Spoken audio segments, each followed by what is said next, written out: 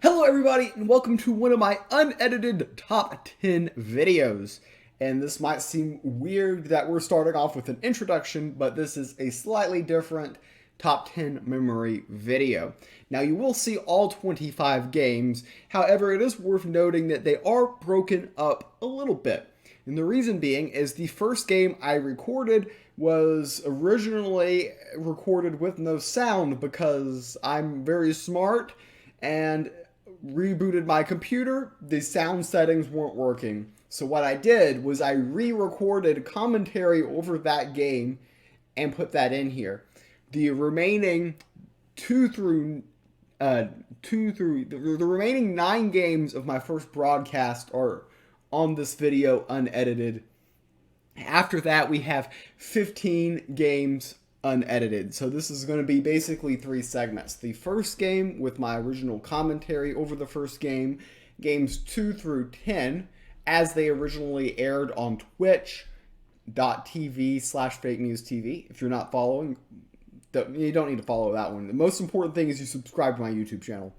And then games 11 through 25 is the third segment. It's worth noting that the first 10 games and the last 15 games were played on different days due to my personal scheduling for that week in ranked. We did, however, still finish with a great 6th place finish despite breaking it up into 2 parts. I hope you enjoyed the video, and let's go ahead and dive into game number 1. Hello everybody. So again, this is a re-commentation of my first game that my sound settings were not very accurate on my first recording of this, and I'm going to put my top 10 video on YouTube. So that is what you're watching right now. I probably already just explained this to you in the other video that I had here, but we're going to go ahead and mulligan. I don't like ether snaps in the matchup against nature, so that's one thing we're doing here in the mulligan, and then just getting out more expensive cards, looking for something a little bit better. Not the best hand in our mulligan to start off our weekend ranked.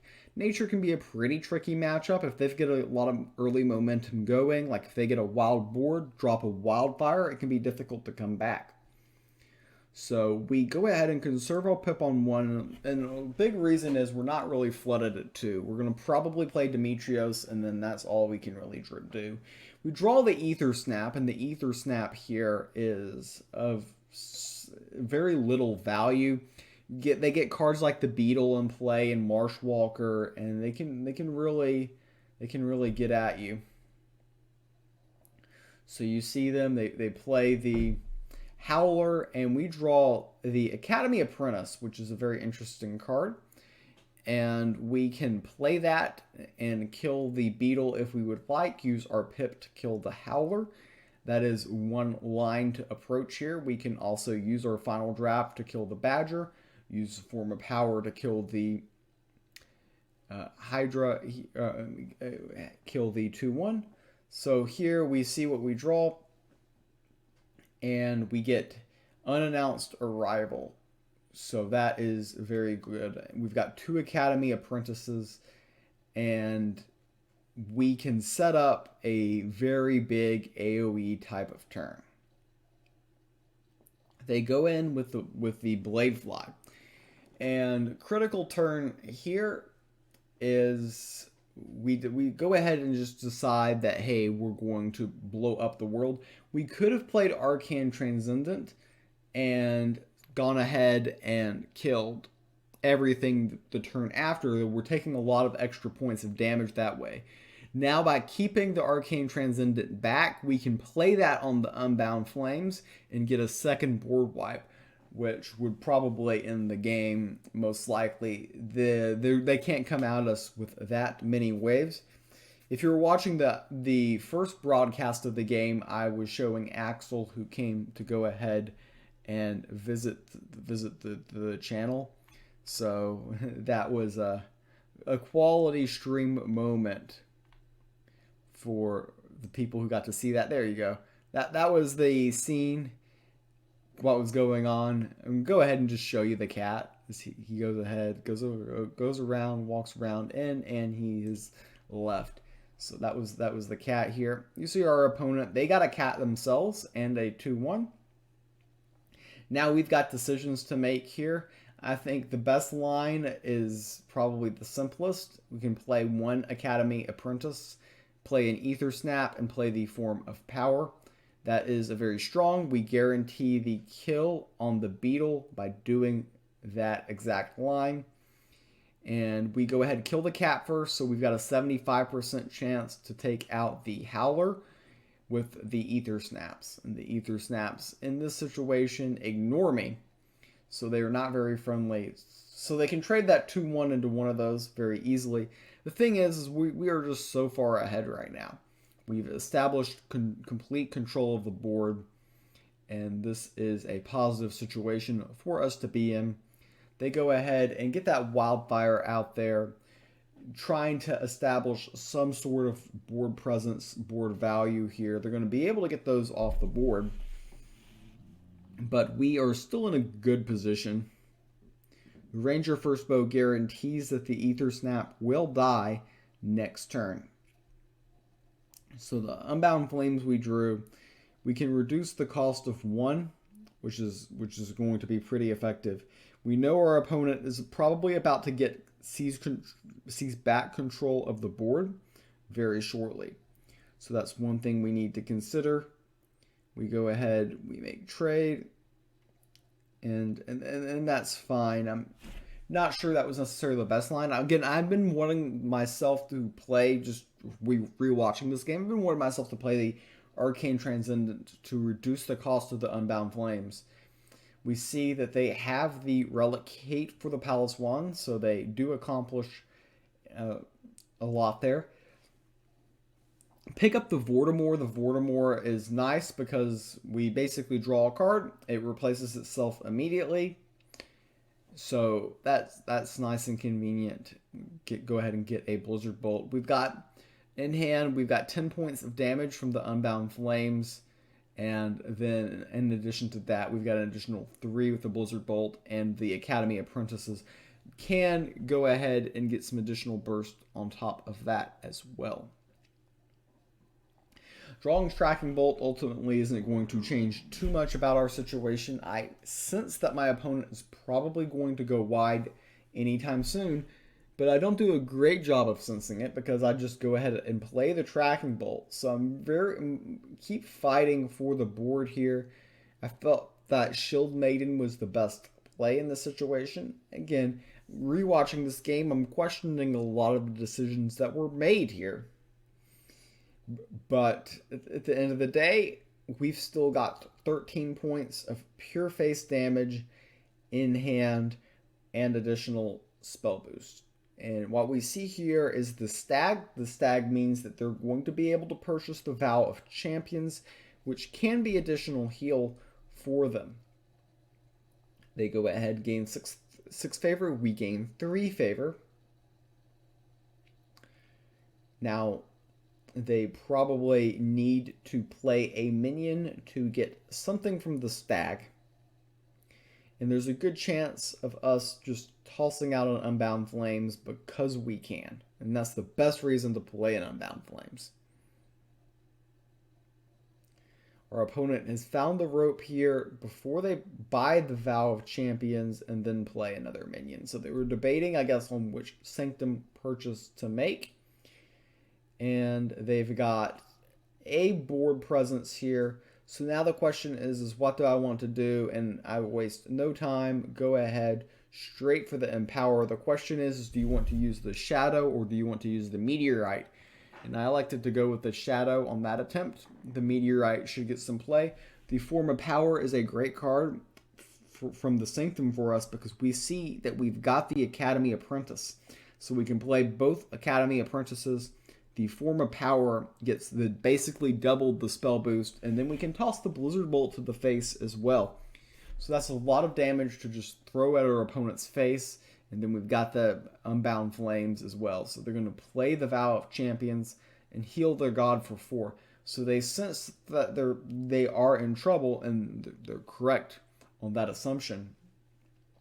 Playing a stag without the ability to play a minion the same turn is a very cringe move by our opponent. I'm sure that did not feel very good. They're going to go ahead and make this Sanctum more difficult to reach. Ultimately, this is a pretty easy turn. We gotta slap those Academy Apprentices down. We gotta take out the stag. I don't think there's too much to think about in this turn. Again, we've made it a long time this game without playing that Arcane Transcendent, and we've had a lot of opportunities to play it. So I think that's a little bit unoptimal here. And yeah, I debate on how many of those to play, but you just play both. Throw the Blizzard Bolt to the face, or play the Arcane Transcendent and then throw the Blizzard Bolt to the face is another line here. But when we're getting that additional damage here, it just feels like the thing to do. So our opponent is at 10. We've got 5 points of burst in hand. Their Badger does not listen, which is unfortunate for them, and they're having to waste a Lightning Strike on a 1/1, which is usually a sign for yourself that the game is not going particularly amazing. They go ahead, get their Y board, and we get an unannounced arrival, which is just absurd. Go ahead, try to figure out which minion we want. We go ahead and take the hidden one. You could argue for the Covenant's Cutthroat. Again, hidden is less valuable against deception because a lot of their removal deals with the hidden. But we go ahead and we're wide here. We're threatening lethal next turn on the board, actually.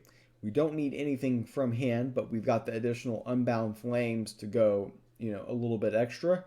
But just attacking with all of our minions, plus the God Power would equal lethal. Of course, we've got Ether Snap, we've got Warm Breath on top of the deck, we've got Unbound Flames. Our opponent here senses the inevitable. We don't even show him we need anything from our hand because we've got a victory in our first game. Now, the rest of the broadcast that you're about to watch was games that was originally... It was my unedited Twitch streams. Yeah, there you go. That's what it is. But thanks for watching. This was the game one. The original recording was bugged and did not have sound, so I've recommentated the game.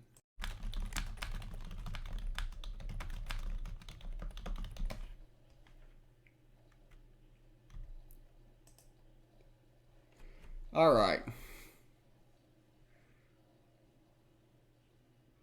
Magic.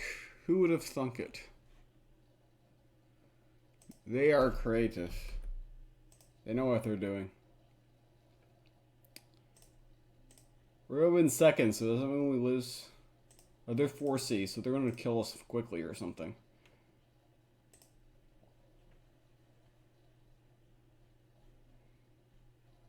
I don't think I need removal in this matchup, do I? Yeah, I technically don't know what I'm up against. But I'm guessing he's like some type of combo. You only play combo if you play this God Power. I don't think I'm fast enough to kill him though, am I? I guess it all depends.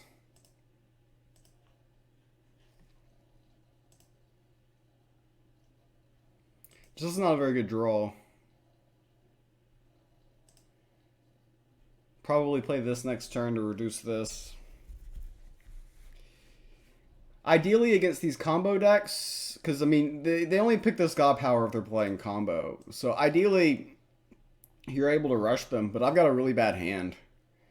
I kept getting removal of my mulligan, and that's not what you want. So pretty bad draw, pretty bad start to this game. They've got removal for my minion. Plenty of foreseeing going on by their part. This is a great start for combo, terrible start for me. Let's get some minions, please. Some good minions would be ideal. Jeez, this is bad. I could have argued just to play these just to get them on board.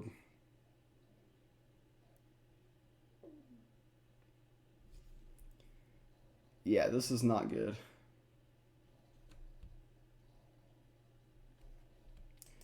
Alright, so start to get these out there. It can be difficult for them to deal with because they've got ward.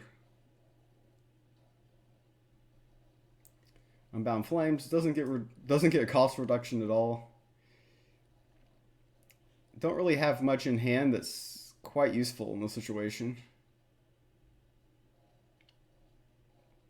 Okay.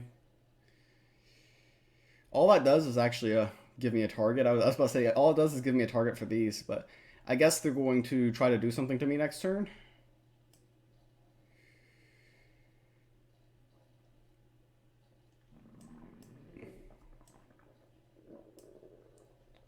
Just trying to get as much out there as possible to maximize the value of their next AoE.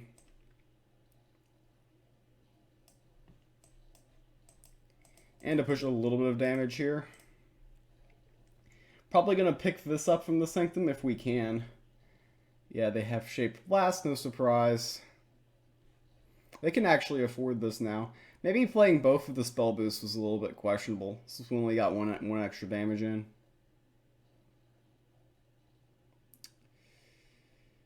See, probably toss Unbound Flames to the face, I guess. Okay, they picked up Athenian Archer. Palace Wand. Palace Wand's too slow, to be honest. Just trying to get some extra points of damage to the face here. Probably going to aim to pick up this Ruin next turn. I've been a little bit slow this game. Their combo, so they get the cost reduction. They can Dralamar next turn. And then I think we lose. So, yeah, we're just too slow this game. Though, they haven't had any cost reduction this game, have they? Yeah, they haven't had any cost reduction yet. They just used their Pip to play Athenian Archer, which, I mean, I question why they would want to do that. Pyramid Warden might be decent. Yeah, we can keep that.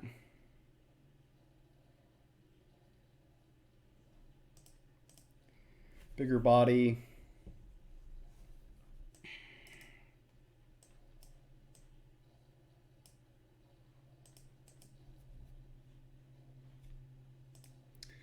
I think we're picking up this anyways. Maybe I shouldn't have gone for Pyramid Warden. Maybe I should have gotten a little bit more greedier. They can't play Dralabar this turn. They can drop Alistrina and then kill us an OTK next turn. There's really nothing I can do about that if they go that route. Okay, Shaped Blast, so they're going to kill this, I assume? Yeah. They actually might be a little bit tad slow here. Because I don't think they've had cost reduction. Demetrios can, yeah, that can be extra face damage. So we'll keep that. I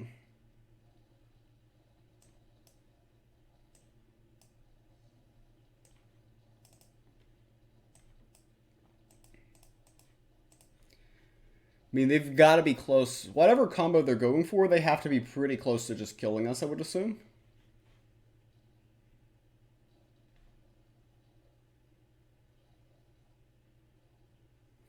That being said, if they don't kill us this turn, I mean, we are threatening some damage here.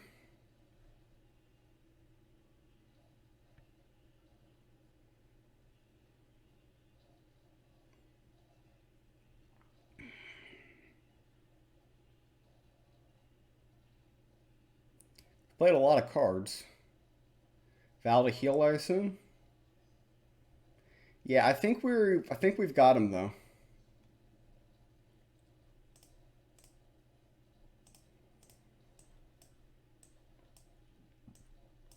Yeah, this is enough.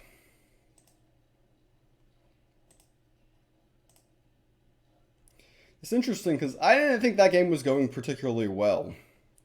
I thought we were pretty slow, and they're playing combo. They should have really, given how long the game went, I think they should have been able to win that game rather easily, and it didn't really work out for them. So I don't know what they were doing on their 4C button. But to me, that felt like a game we should have lost, because we did not really have a good draw. We didn't have a good start.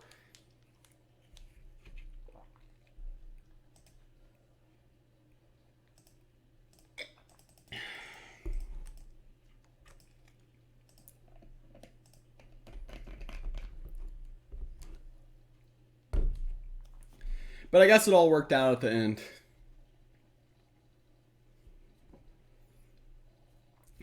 We won our first 2 games this week. We lost our first 2 games last week. Now, the question is will this week be better than last week? And the answer is actually probably not. Hopefully we go 22-1 in our last 23 games. That's what we did last week.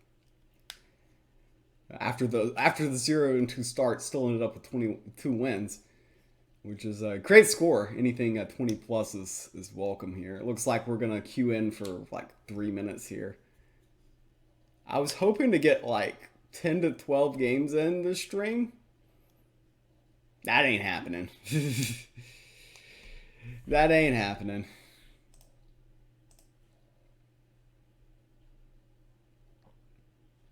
This person is ... one ...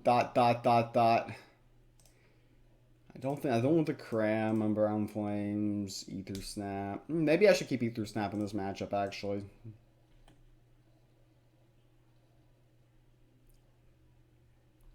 Might have been smarter.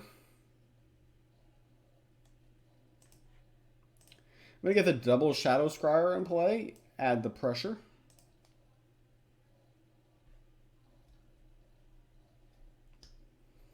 Seems pretty solid. These are kind of annoying to deal with.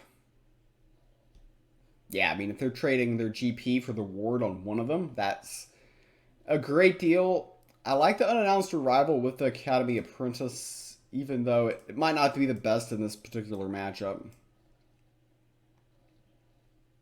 Just hard to turn down. I think they've got to play Tracking Bolt if they've got it here. Or Unannounced Arrival. Could be seeing either of those right now. Yeah, Tracking Bolt. No surprise to see that. So we're going to draw Unannounced Arrival. We're going to play Dimension Door. We can actually kind of set up Dimension Door with these Shadow Scryers.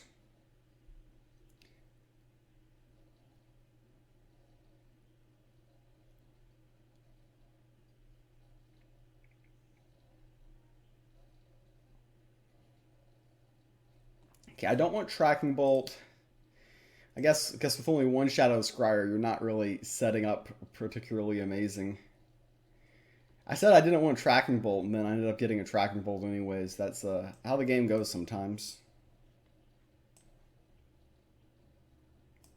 Not a very good turn. You could argue throwing this to face might have made sense, but maybe we can get some bonus value out of with the Academy Apprentices.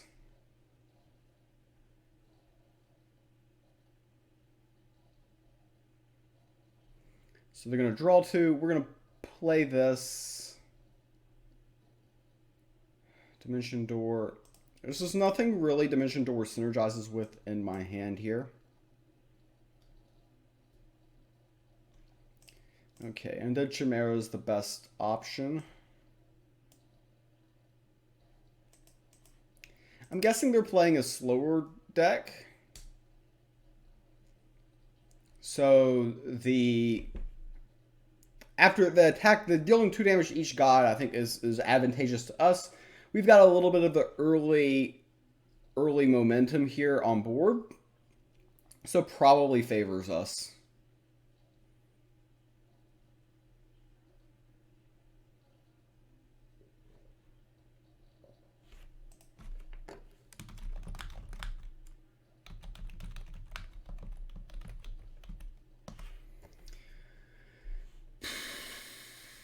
So this is going to kill these 2.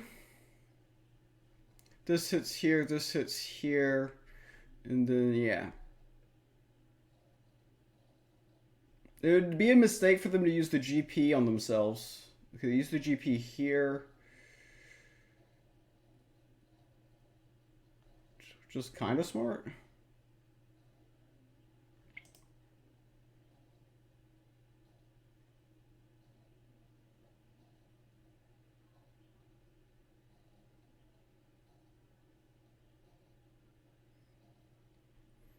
It's so tempting to keep.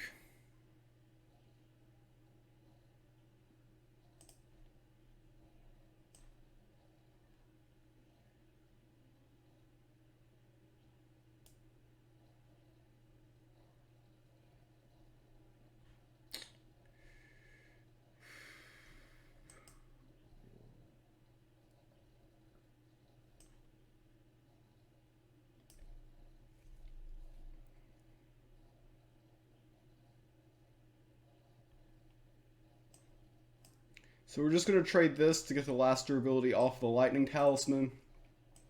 And then play Pyramid Warden.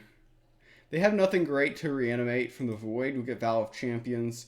We know we're going to draw another Academy. So what we can do next turn is we can play 3, play Final Draft, and play Vow. We're really pushing a lot of damage here. I think now we just go for the face damage as our primary win condition.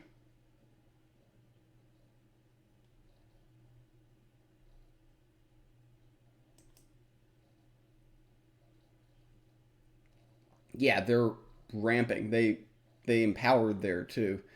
So they're ramping hard here. Very likely Demogorgon-ish time for them next turn.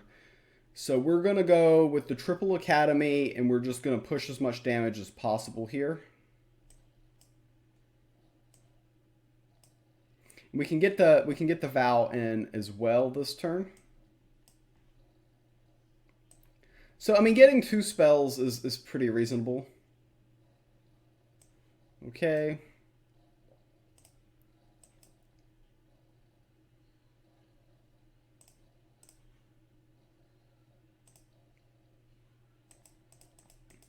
So we're getting pretty close to lethal. They probably going to AoE this board. If they play Demogorgon, then with all the spell boost I have, I probably just kill them. Yeah, they're going to board wipe us, I assume. Crystal Rain.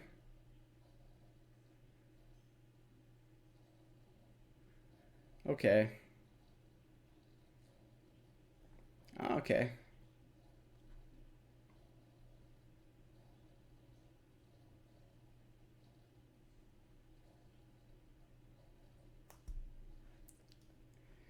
A lot of outs to instant win for us here. That almost does.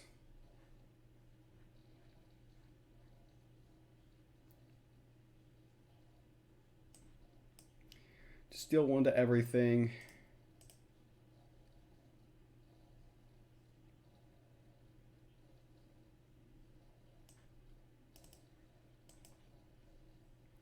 Sets up the Worm Breath plus GP lethal next turn. And we get a Rune of Fire to boot. Seems like a pretty good deal to me.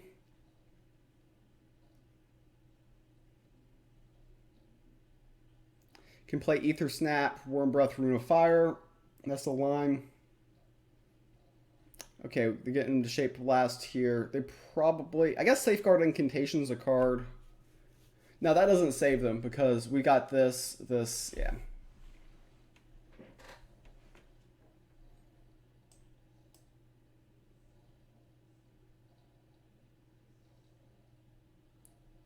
So this is lethal.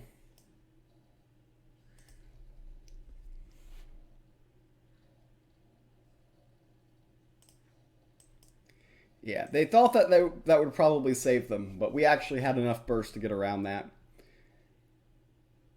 Yeah, it actually didn't matter which card we got off of Rune Moth, we had lethal there. Just having a 0-cost spell gets us there. Are we really 3-0? Yeah, we're 3-0. Oh, that's right. We beat nature, and then I had the audio problems. Okay. We are really 3-0. So I'm quitting in an hour from now. I realize and acknowledge this is a very short stream. But I've got to get ready for some playoff hockey. I've been working through my weekend mentally in my head. Like, when should I play my weekend ranked games? And I didn't know. Oh, the worst one. And I didn't know when I should play. And I basically determined that I wasn't going to really get in 25 games at the same time. And I'm like, well, if I'm not going to do that, then I'll just play at random times and have multiple streams. I guess we're probably going to get like 7 or 8 games in this stream. But, I mean, hey, we've won the first 3, so can't complain about that. Well, you could complain about that. You can complain that I won the first 3 playing Magic, and that would be a valid complaint. My opponent's playing Magic, so you can complain about them as well. As long as you're complaining, that's the type of attitude I want on my stream. Double unannounced arrival seems non-optimized. I do like Demetrios with Palace Wand. Arcane Transcendent. I mean, it's a card. T1, T2, and then possibly T3.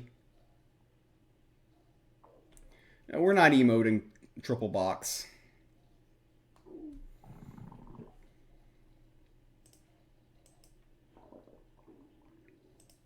So while I fully expect this to die almost instantly, I think this is fine. I mean, if we get them to GP, we're generating an extra spell, which is great with Palace Wand, isn't it? So, okay, they're gonna get some value out of this. Actually, yeah, let's just fry it.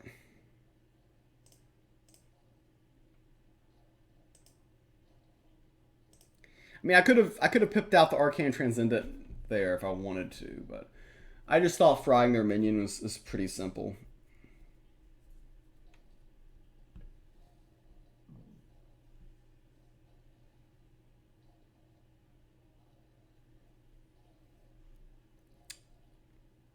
Ether Snap can be pretty fun. I'm going to cost reduction to Ether Snap. And go ahead and draw a card. So, I mean, these two work very well with each other. In fact, next turn we can do this, play one cost, this. Get a lot of spells in. Probably peel this in the process. And potentially something else if he plays something else. Or I could just play this. I don't like playing Vortimore without playing a spell, but I might not have much other options. The other line is this, which is okay. Of course, I'm doing all this assuming I don't draw anything useful. I draw something useful.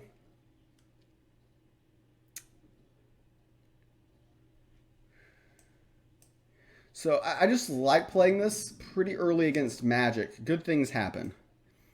And get the Dimension Door.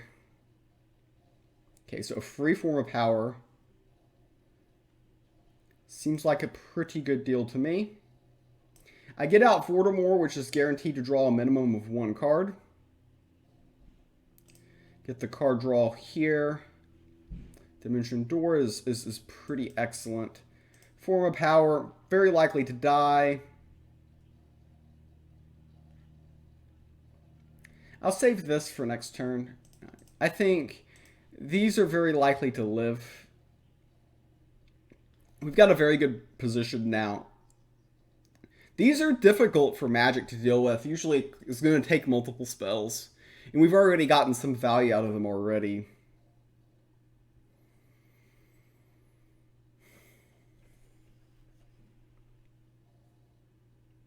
Okay, Shaped Blast, so they'll get rid of Vortimore and get rid of the ward from these minions. So these are very likely to die at the start of next turn. So that's one thing to keep in mind. We can Dimension Door. I think we cycle as much as possible here. We can go face, which is a play. So what I'm going to do is I'm going to play Shadow Scryer, draw first, and see what we get. Pyramid Warden. Pyramid Warden's not the best thing to play when I think they're about to board wipe me. Or they really need to board wipe me. So we get a couple of extra points of damage face with the Worm Breath. Since we know that was probably where we wanted to send it, we just go ahead and just send it. Good chance they'll get a Tracking Bolt or Unannounced Arrival this turn. I would fully expect to see one of those two cards here.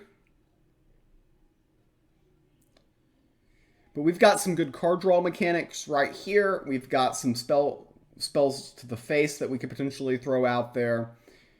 Okay, so it's a good sign if they're using Mage Bolt there. Means that's not a very good turn. The Vow, okay, they can kill this. And I guess proc the ward here. That's not a very good turn for them.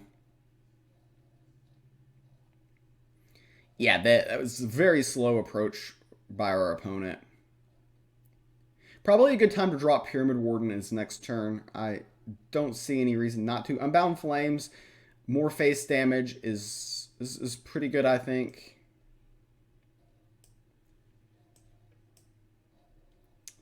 So we're just going to play those two and go face here. Pretty simple turn. I could have argued throwing the final draft to the face, but I kind of want to get them to commit to killing this first. Okay, asterisk face. Interesting. I mean, we're at 21, so I gotta think that I'm going to be faster than they are. But, I mean, I could be wrong. Let's go ahead and see what we get from the final draft, and we're going to take a shot with the Palace Wand here.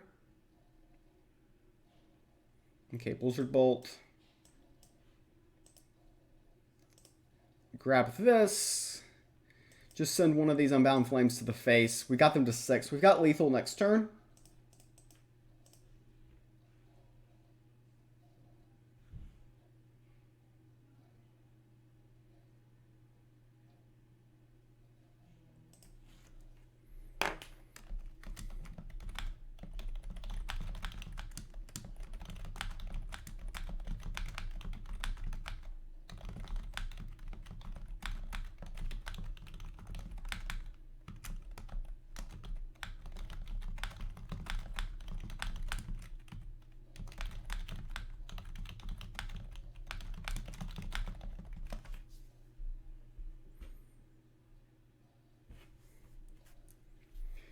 Okay. We're going to try to kill my Pyramid Warden.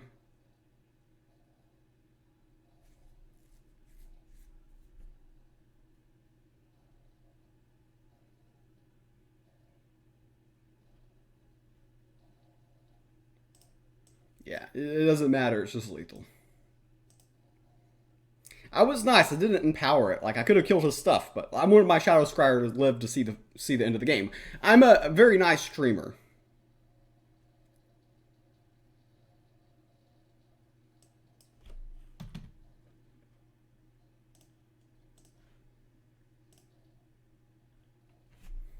Very nice. Very kind. Very kind of me.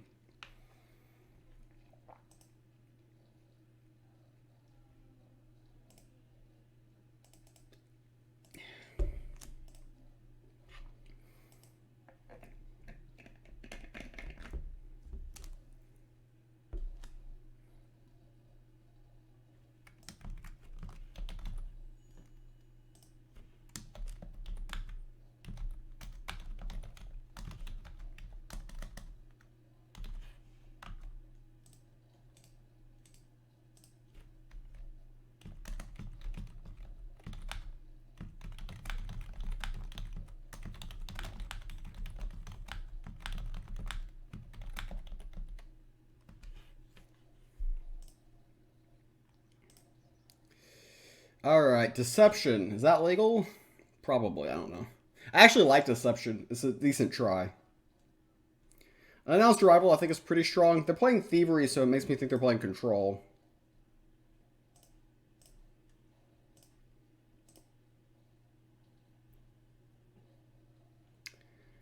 Alright, Pickpocket. So they will get one of these cards, which I think all of them are relatively useful for Control.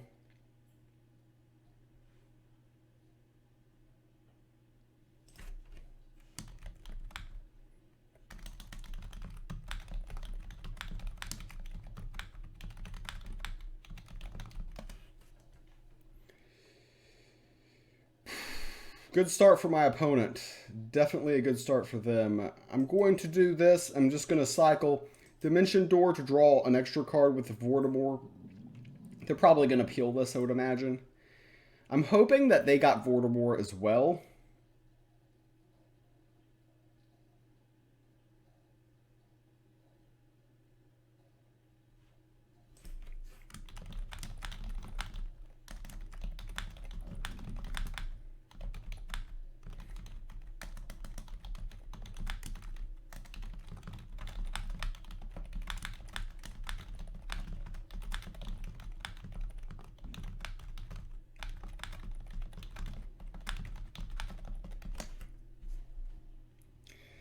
Thievery.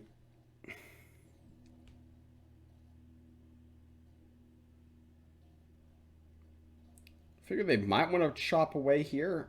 Interesting. So I can cram, hit Blizzard Bolt, draw another card with this. That's the idea. You could argue that killing his minion wasn't optimized, but it felt decent to me.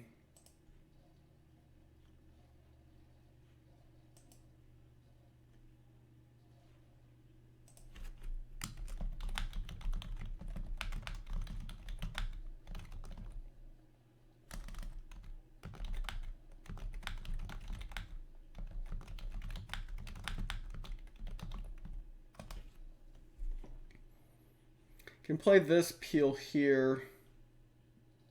Play this reduce here.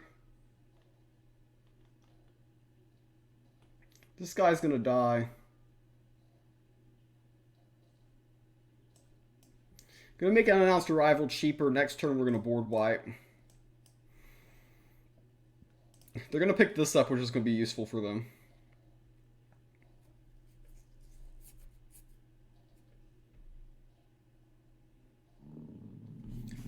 This is going well for my opponent.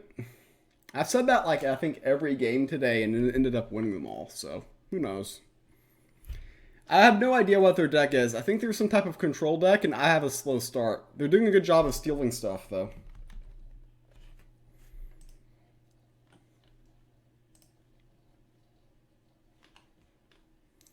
Okay, so this is just more value for my unannounced arrival, which is kind of announced really.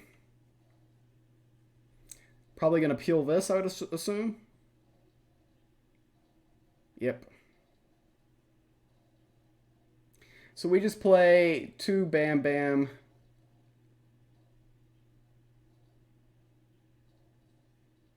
I mean, they should see it coming. This should be of no surprise.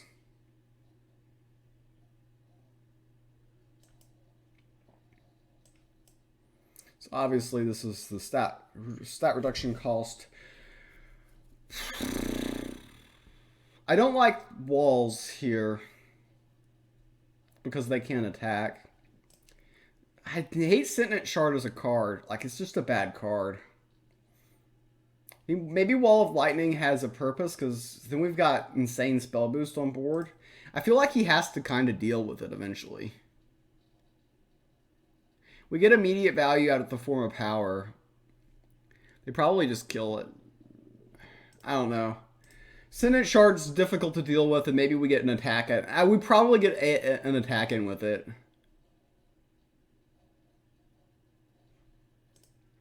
So I'm going to pick up the form of power from the Sanctum to hide the fact that we've got one in hand. So the order of operations there. These are sitting ducks. This probably lives.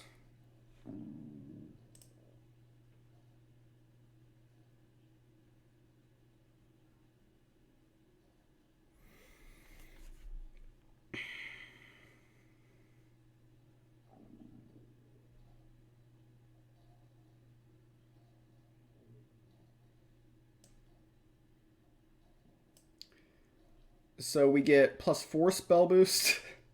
Oh, this is just insane. So, I mean, like I said, this game was going good for my opponent. And now, here, you just want to throw everything with that spell boost you can at their face. It's 5 damage with this. And then, yeah. They probably need to AoE pretty badly right now. That being said, like, even Rapture, we go face and Unbound Flames next game. So, yeah, this is difficult for them.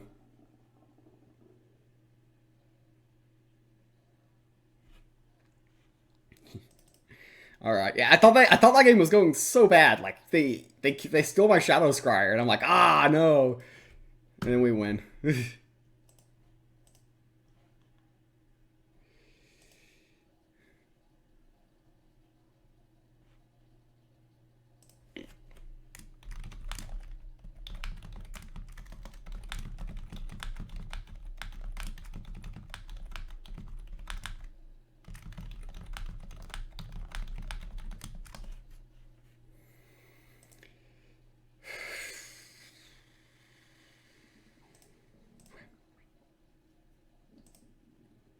I'm pretty good. Going pretty good right now. Normally we can't complain, but, you know, normally.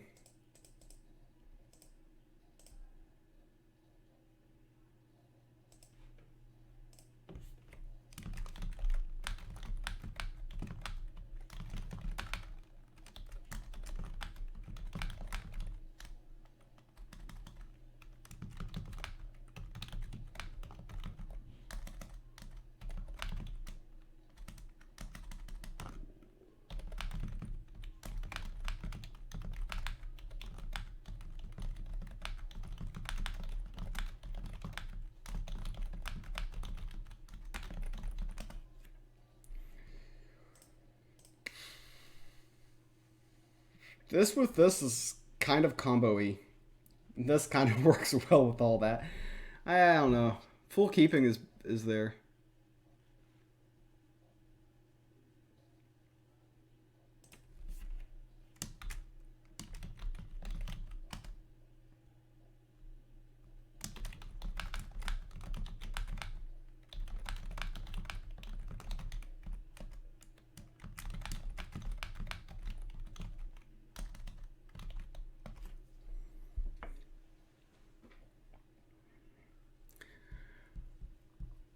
Maybe I shouldn't have full kept this.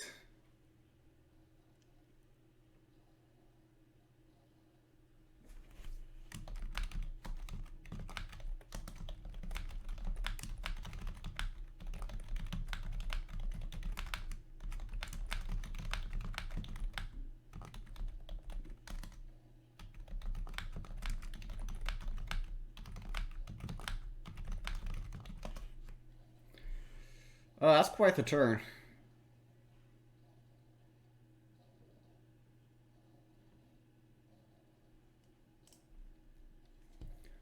So we're gonna play this next turn, reduce this.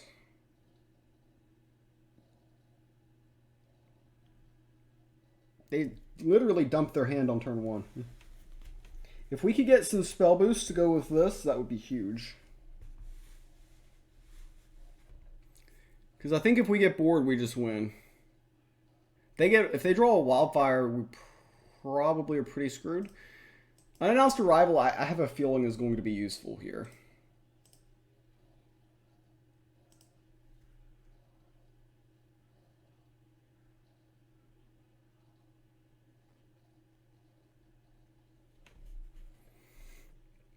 I have a feeling. They should try to send this guy into here. They should expect unannounced arrival. Really hope this guy goes face. Yeah, I mean, I have to play this, kind of.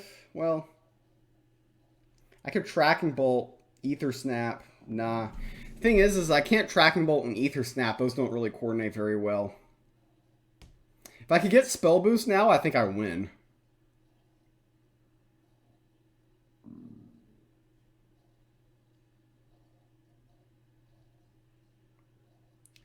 Yeah, this is looking very difficult.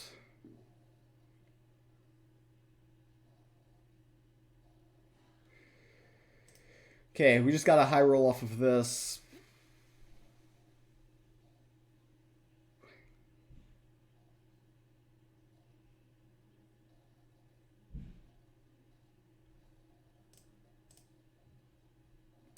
Four, 7, big body. They've got some confused creatures that can run into it. Next turn, I really would like to play Ether Snap and Tracking Bolt, and then maybe another thing.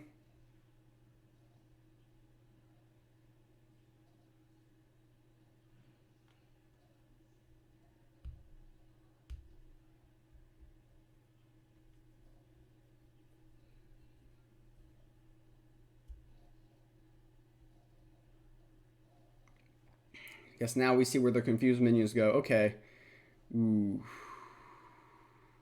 So we Ether Snap, Tracking Bolt. Maybe we Tracking Bolt. My hand's so uncoordinated. If we get Spell Boost here, we board wipe here. That's not Spell Boosts. We can Ether Snap, Cram, and hope to top deck.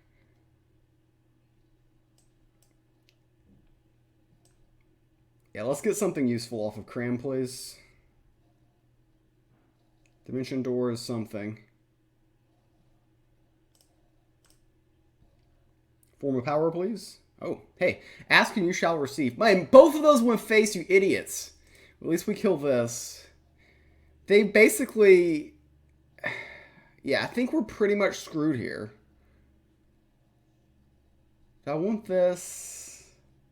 Kind of afraid what's behind this, to be honest.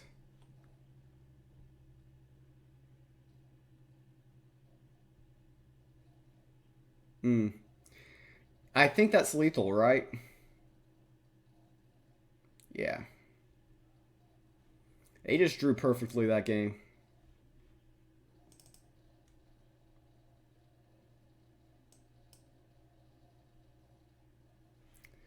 Oh well. Maybe I should have mulliganed a little bit better. Keeping the ether snap was... I guess this, the thing is I kept one ether snap, then I drew the second one. That was pretty unlucky.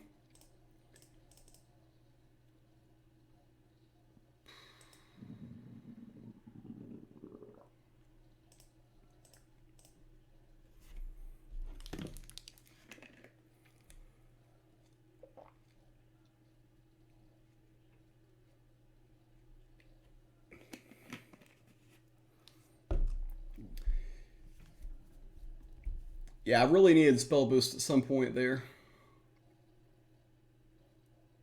I just saw the spell reduction in the ether snap and couldn't resist. Might have been a mistake.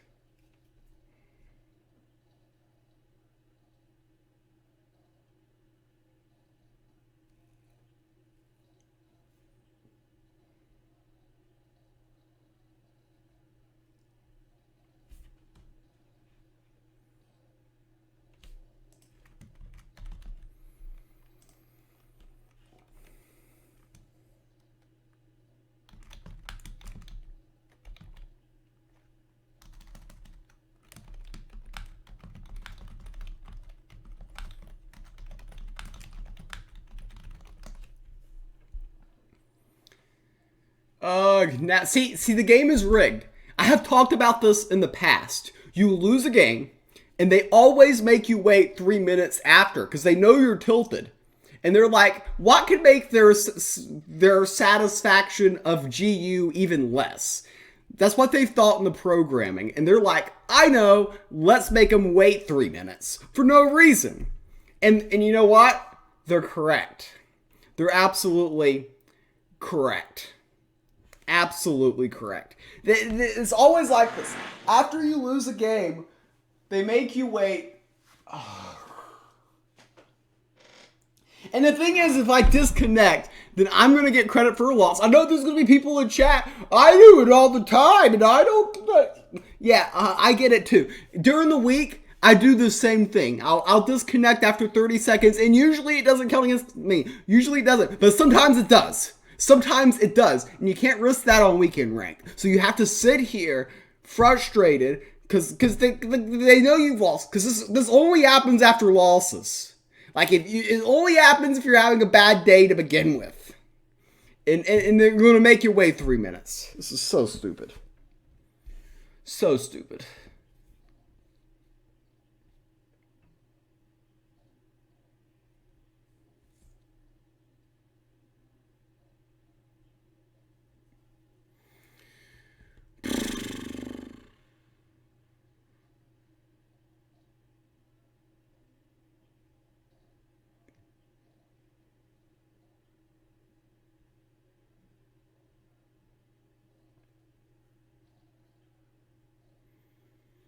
Yeah. They've clearly done some weird type of devil witch programming to end up in a situation where this always works out this way. This isn't a coincidence. This is I've got tons of data on this. I know for a fact that they have programmed something. When they lose, they make you wait 3 minutes. It's so stupid. So stupid.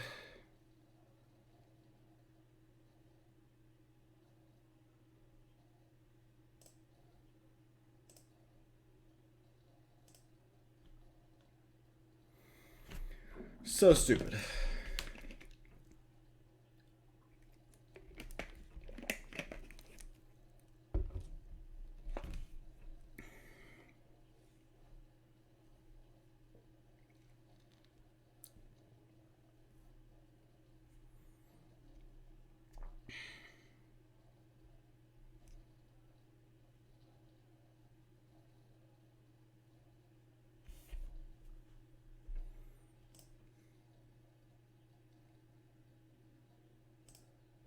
So we're facing magic, death now. Haven't faced death. At least the game queued up this time. Rare occasion. They just like to make you waste time. All right.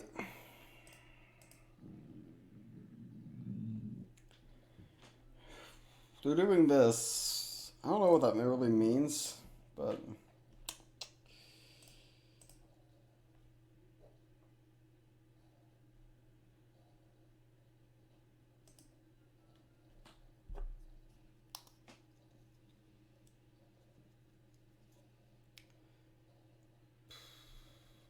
Okay, Voldemort plus form of power here. That way we draw with Voldemort.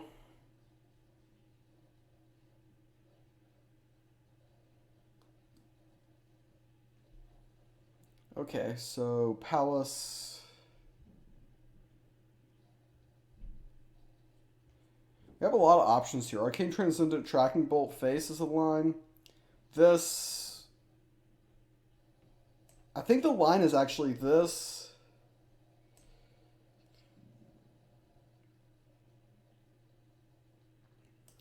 This. And if we get like a one cost spell, then we're like a genius. Ah, okay, we don't. We'll just go face. They'll do this trade on their own time, I think. Might get Tracking Bolt next turn. Weird. Necroceptor, okay, so they want to get the Necroceptor online. We have no relic removal, which is inconvenient for us.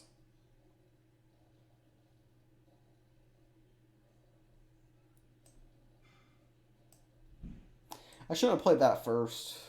Wrong order of operations.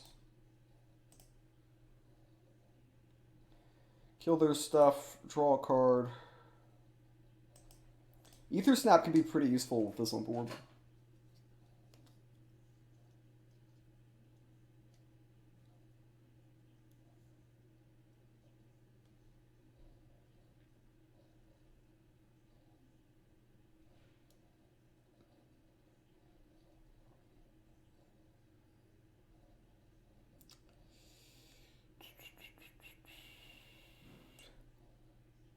I think this is the percentage play, Ether Snap with Tracking Bolt.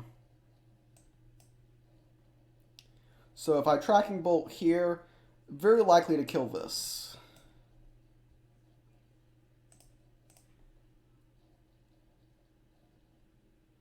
Oh. I mean, it's interesting. They get the Necroceptor out and they can see that early. I guess they had no answer to Ether Snap in their deck.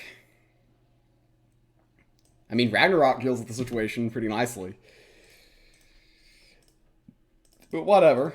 I'll take the free win.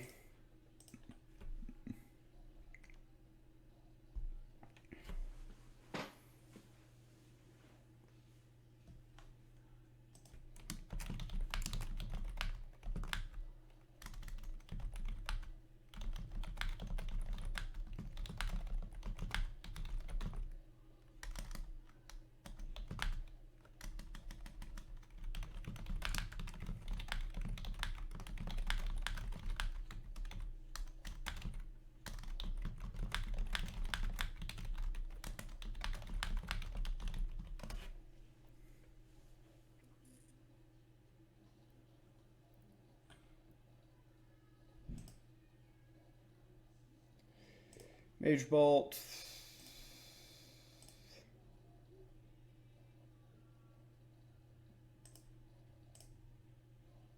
Ah.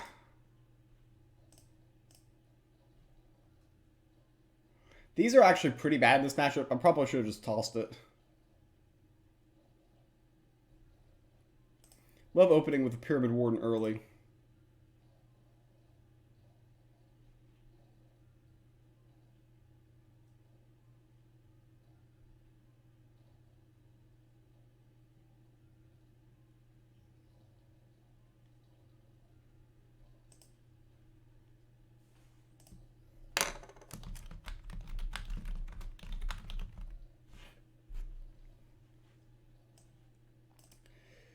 See this, this, and this. Okay.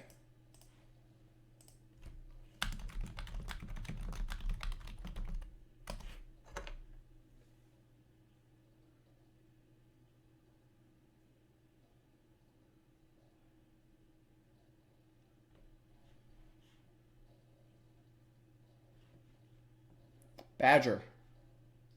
They never get Badger back. It's rigged. I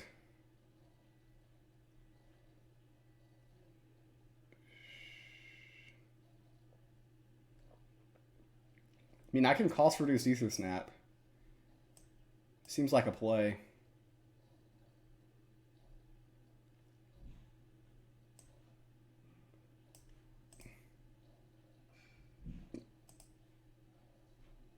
That didn't work.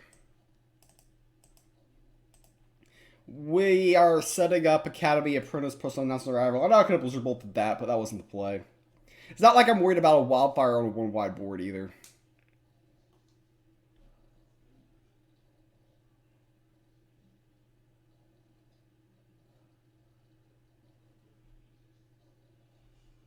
GP Bolt is pretty decent.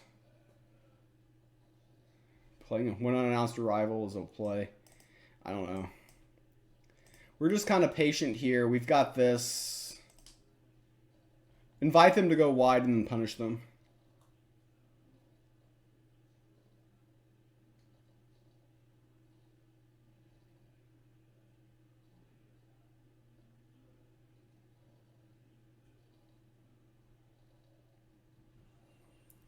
So they did go face with the Jag Staff.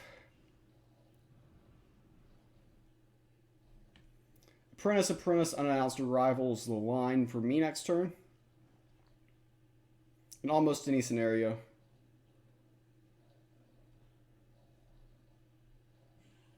Yeah, it's just a board wipe. It's better than Apprentice Tracking Bolt because I'm 3 wide. Being 3 wide against nature is pretty good. They don't deal with these 1/1s super easy. So do I want a Porky Pete or do I want a Rhino?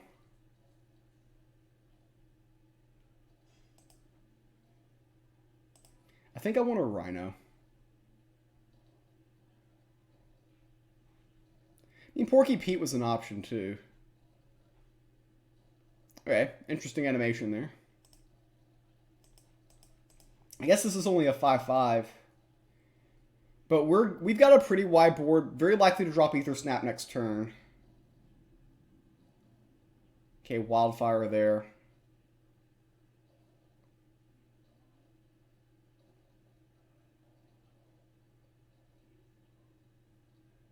I could attack here, Ether Snap. Well, if I attack here and I don't do any face damage, that's an issue for me. Ether Snap, Tracking Bolt, 75% to kill here.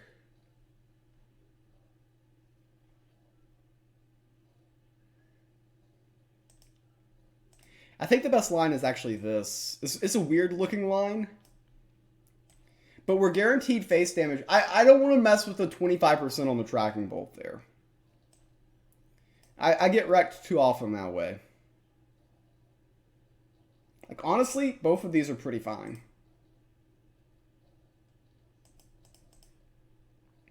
Having this with 1 health is okay. If they Wildfire with, like, nothing on board, I'm fine with that. That would be their second Wildfire, too. Okay, they Lightning Strike a creature with 1 health. I'm thrilled.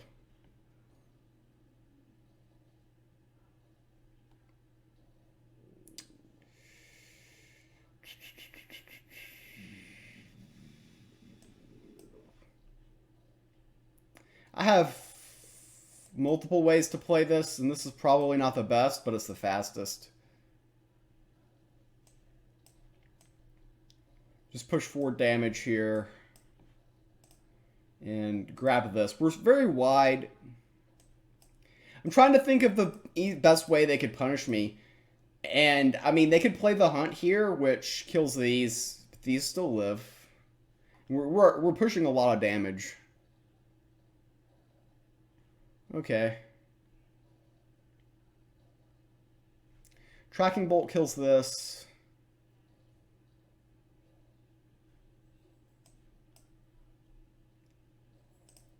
Honestly, I should have attacked face first and then played tracking bolt. A little bit of an order of operations thing since we're gonna buy this. I think that we're probably tracking bolting there anyways, unless I guess form of power was on top. That's about it. Yeah, Demetrius. Yeah, sure, we'll play it.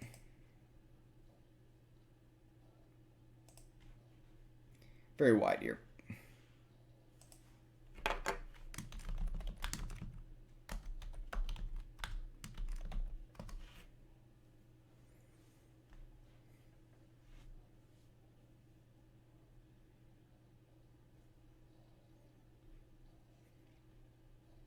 Oh, they had wildfire. Okay. I think we still have lethal.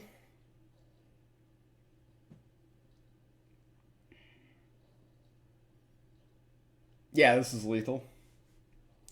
This plus, I mean, most likely we don't even need a GP, but these go face for 3, and then this, and then we can GP or final draft or whatever we want.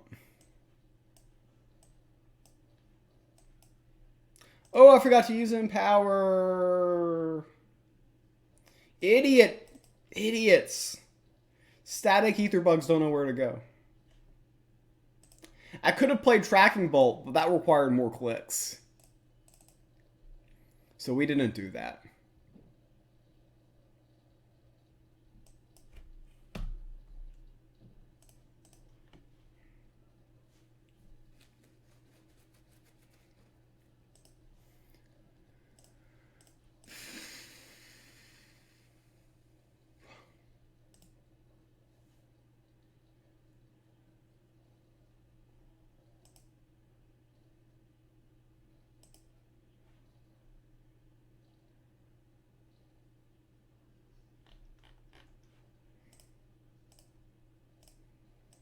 I keep forgetting. The flux wheel hasn't reset.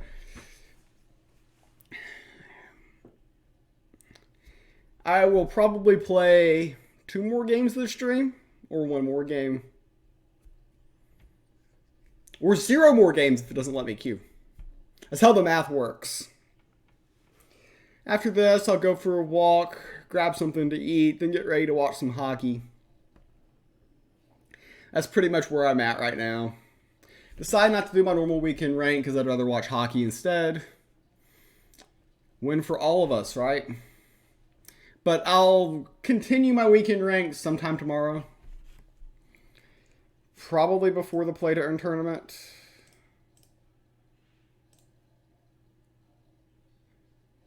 Keeping Voldemort there is interesting, I guess. Mentioning Door's pretty bad. I don't think we want 2 tracking bolts.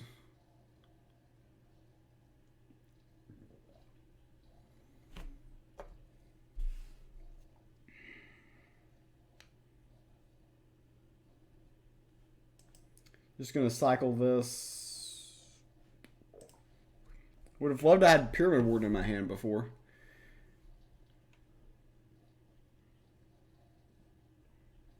Can actually play Pyramid Warden, and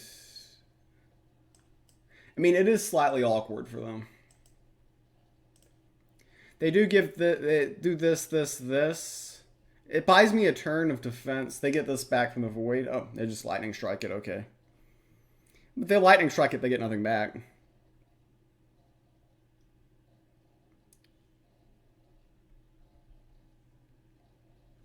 Okay, Unannounced Arrival is definitely a card I want.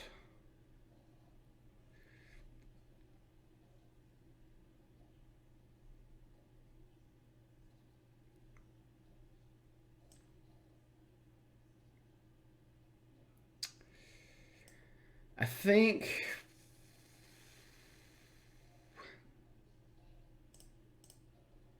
I really want to peel this guy off the board.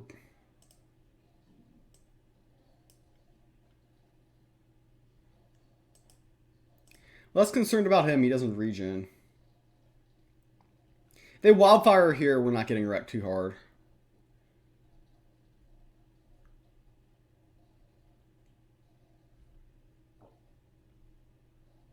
Okay. So not an ideal unannounced arrival, but it's pretty necessary.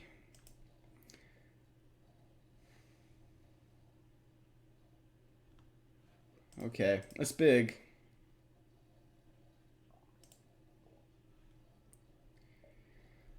Probably another lightning strike, I'd assume.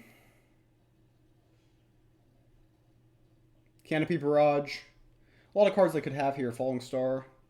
So we really need to rip some spell boost this next turn. Fortunately, we can't reach the Volca's Discovery. We will be trying. Well, I mean, we're basically. Jeez. Guy's Jaguar knows where to go.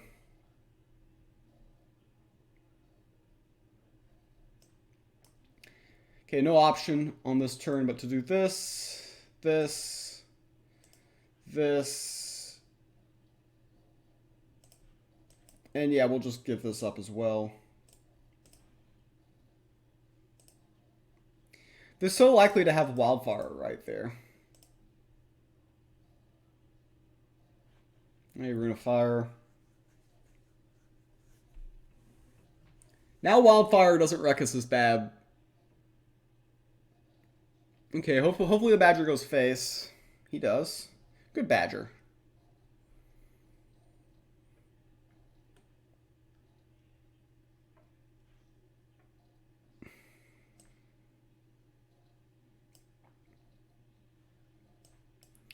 So I'm killing the Badger. It's got Frontline. And I would rather him get that back from the Void. I'm also going to play and buy the Shield Maiden. You could argue using my last pip is a mistake, but I think I just need to establish board. There's a chance we could get some utility out of Rune of Life on Pyramid Warden.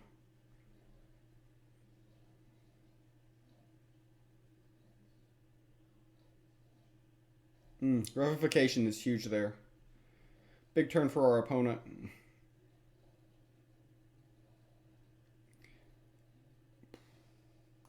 Jeez. Now I look really bad for using my pip the turn prior.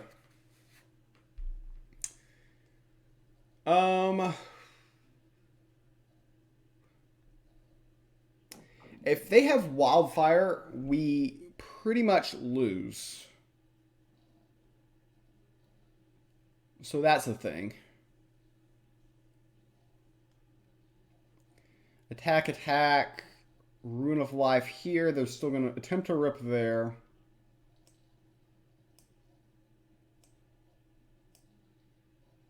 I have to keep this back.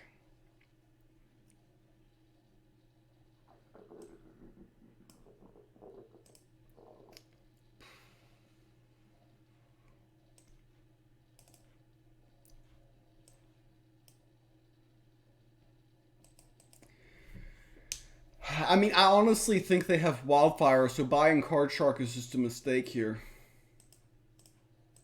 I think they've got it.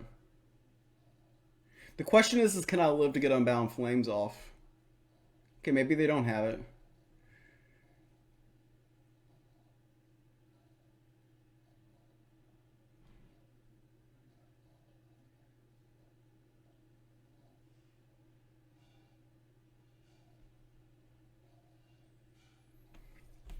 So, we have to survive one turn. That much is clear. How do we survive one turn? That is unclear.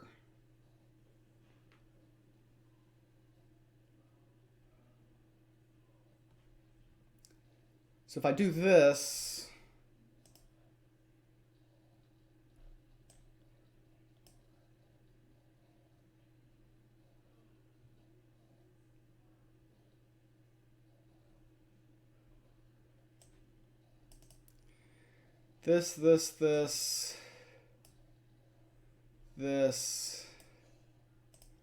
this, desperately trying to get the Unbound Flames.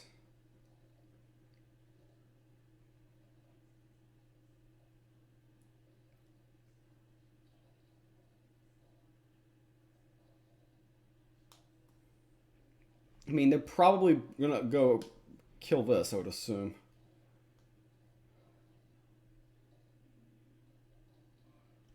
Okay, they attacked before they played this. Seems highly questionable to me. Order of operations wise, that does not seem optimized.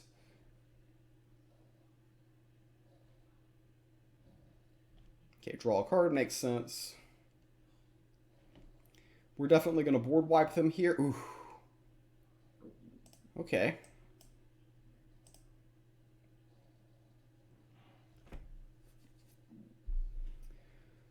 So we're going to crawl back into this, I think.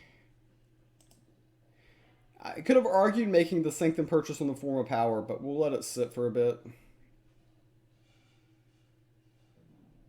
Do I have to unbound flames immediately here? Yeah, I do. I just have to.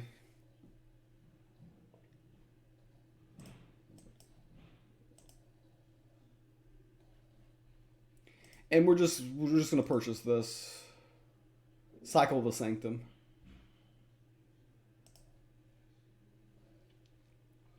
Good chance we play Palace Wand, get some apprentices out, form a power or something. He just canopy barraged out of tilt. Wow. Wow. Whew.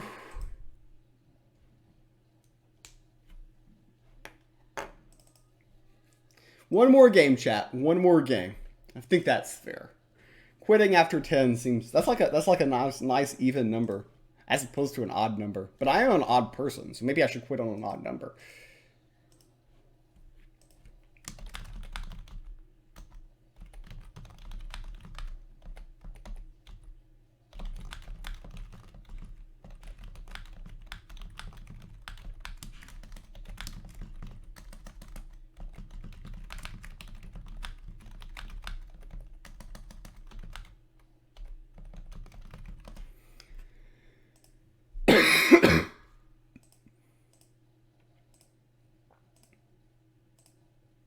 One more game. One more game. Let's try winning it instead of losing it. That'd be optimal.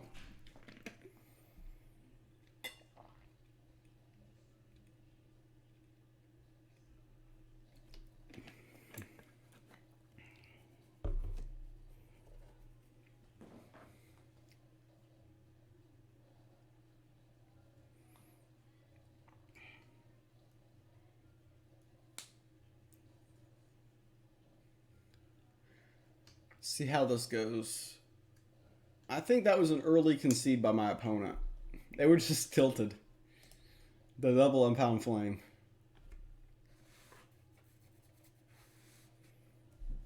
Honestly, keeping one isn't horrendous because we can spell reduce and play it on 5.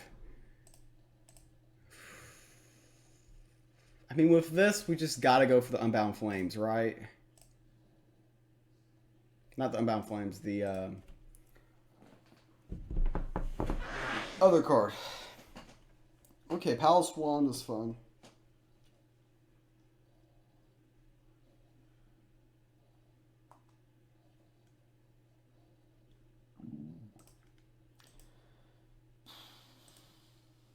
Is there a line where I play this and this to use this? Nah.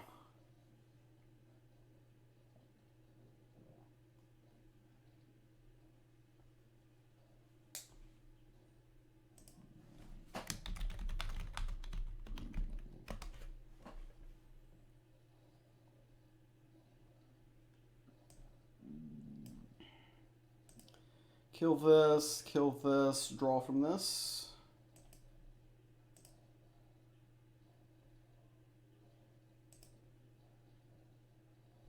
Tracking Bolt. Tracking Bolt works nicely with these Academy apprentices.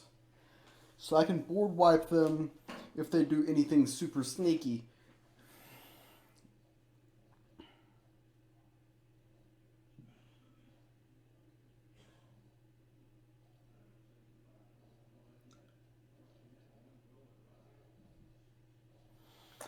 Okay, I think I need to board wipe them. If I don't go for it now, they hit me with wildfire, and then these get out of range. So I have to do it now.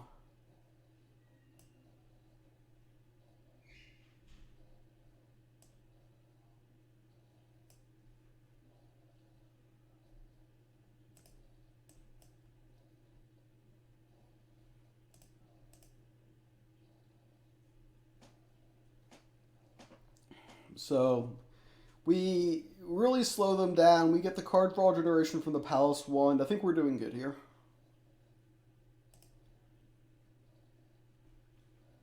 Okay, so we can cost reduce this.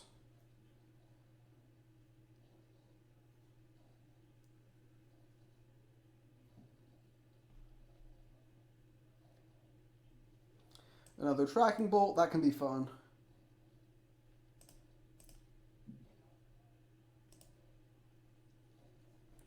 We've got these for in our back pocket for another board wipe. I really felt like they were setting up a wildfire. And that's why I had to go for the board wipe that prior turn. So, yeah.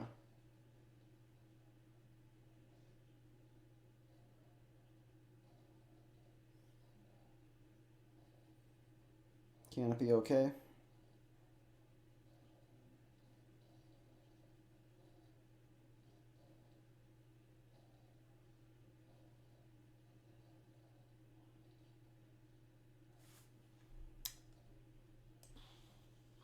This is a risky play, I think. I think it's correct though.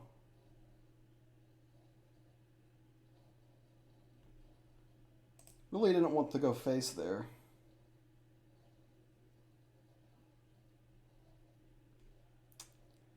I could tracking bolt here, 75% to kill here. I think buying the Shield Maiden is optimized. I guess he could lightning strike and then bam bam.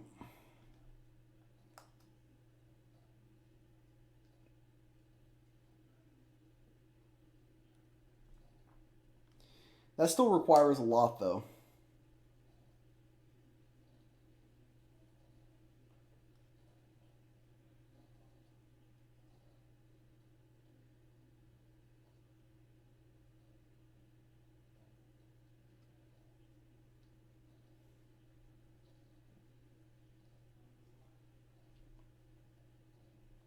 Okay, so Canopy here on this board, desperately trying to hit 103. They get the ward off of that, which I'm pretty sure is not what they wanted to do. Oh, I should have attacked here. Mistake.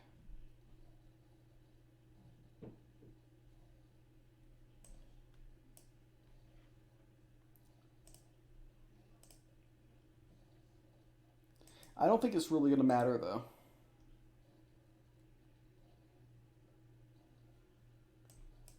Get this out. Another dimension door. Really, both went face. There we go. They listened that time. We got there. Very good turn.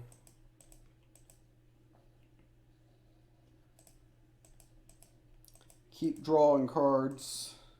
And yeah, I think we're positioned to win this game.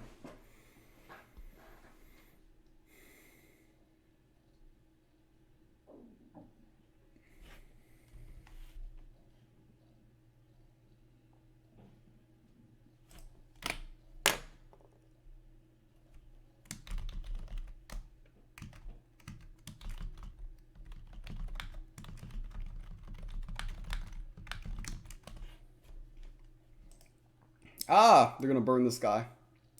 Good for them.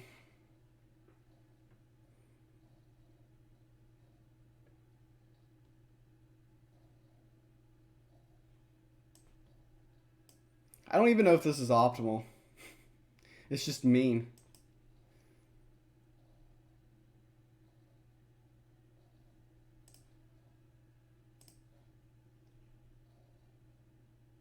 So this is actually a 4-6. Slightly bigger than the 4-4 hidden. I did the math. I ran the numbers.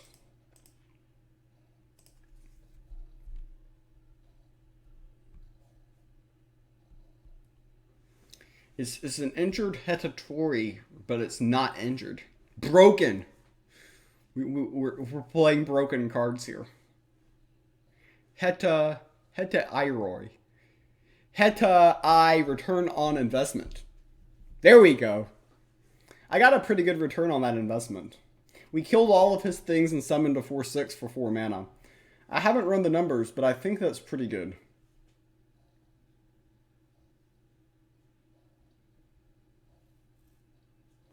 Bam! Now it's injured. They got us right where they want us.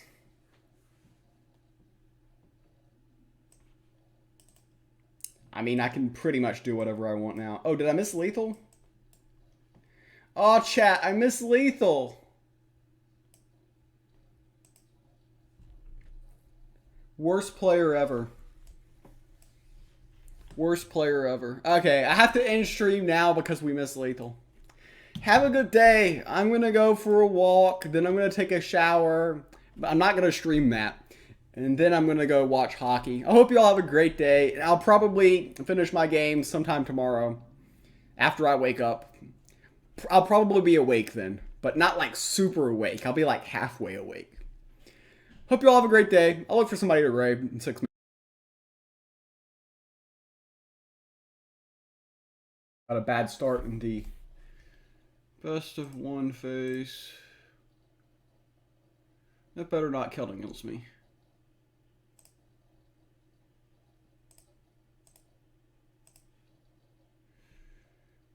Hopefully that did not count against me. It just had aired out right there.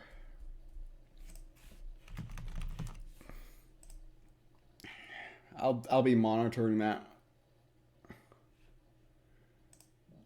Okay.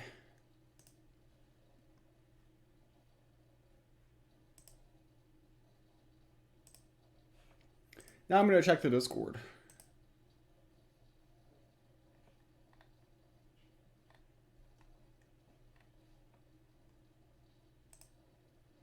Status updates. GU General is usually the place to go. Okay, nobody's complaining there.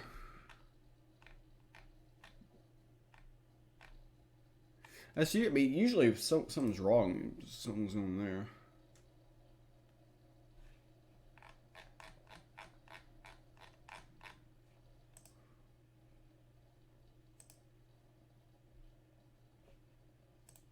This better not have count against me, because I had a good run going.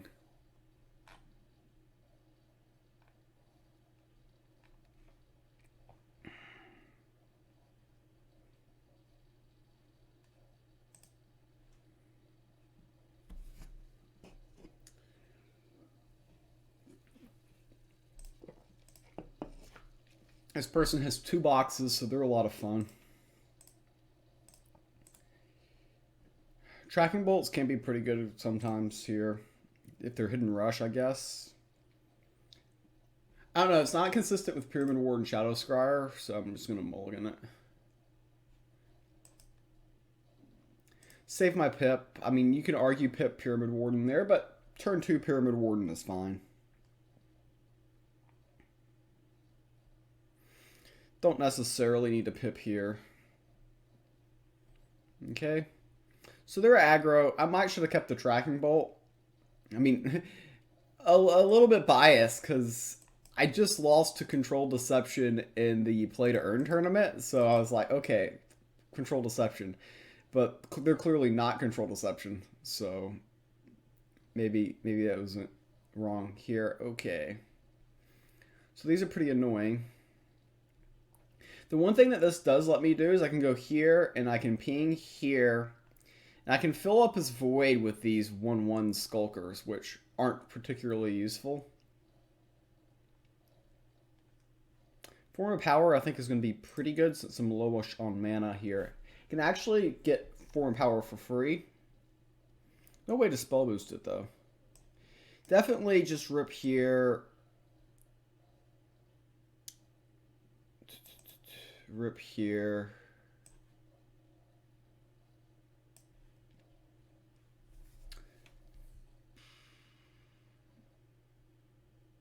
I think getting out the second Pyramid Warden makes sense.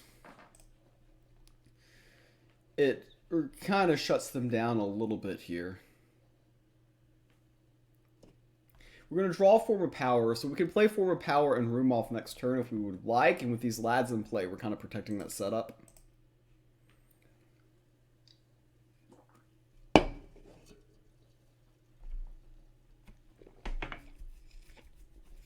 We've also got 13 favor, so we're very likely to rip here. Okay. See, they've got 2 Skulkers and the Sparrow and the Void, so 2 out of 3 chance to get a Skulker back. They did the attack order wrong there. They should have sent the Switch Duelist and the Void. They high roll and get the best possible option for themselves. Go ahead, hit the ward off here. It's no surprise. Ether Snap can be pretty useful.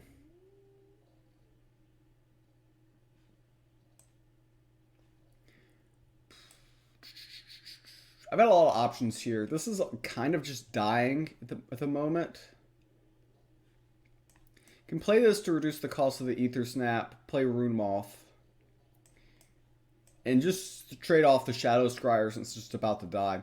See, the thing is if he gets Lady Marcella back from the Void, then I get all those minions.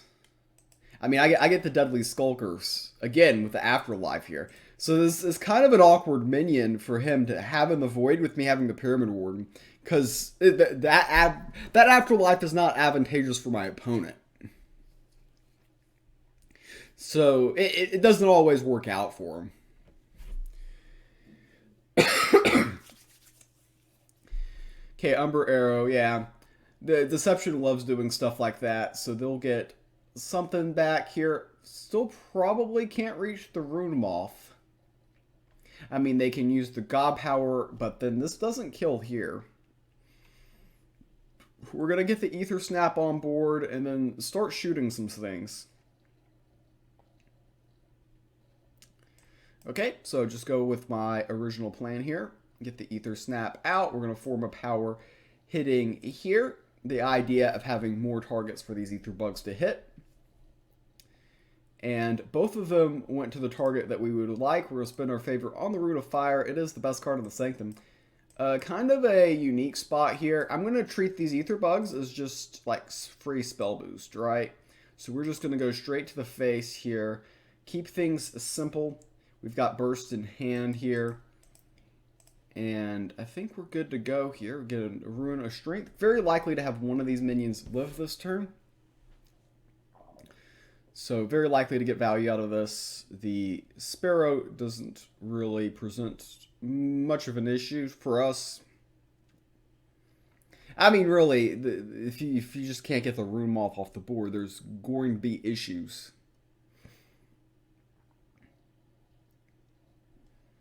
And yeah, that's not particularly useful for my opponent.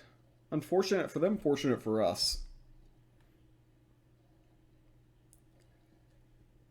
So I'll put this on here. It has ward. And we're just going to reduce the cost of Worm Breath and throw that to the face. They're getting extremely low here.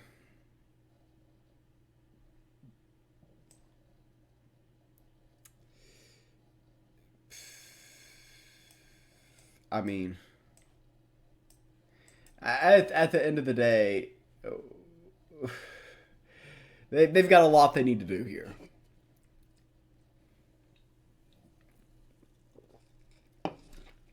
Hidden Rush has some burst, but I don't think they have 28 points of burst damage from this particular position. And we go ahead and start off the stream the correct way.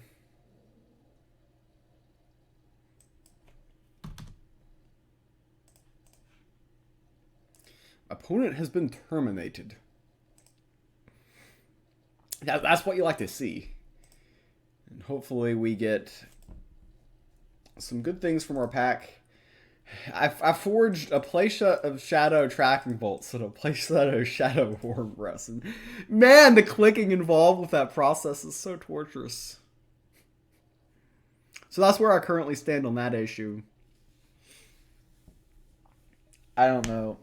It just doesn't feel like it's worth doing. Does anybody else have that feeling right now? It's just like all the clicking is just... Ugh. It's so cringe. They need a faster way. I mean, you forge a shadow and you have like 5,000 clicks. And it's just so frustrating.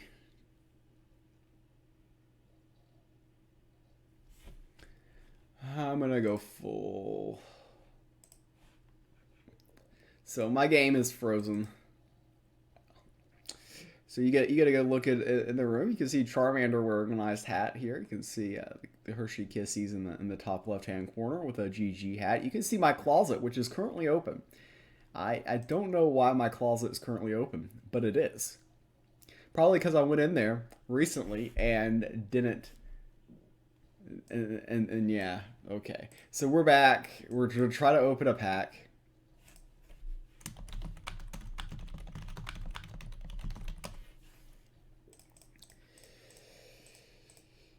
Okay.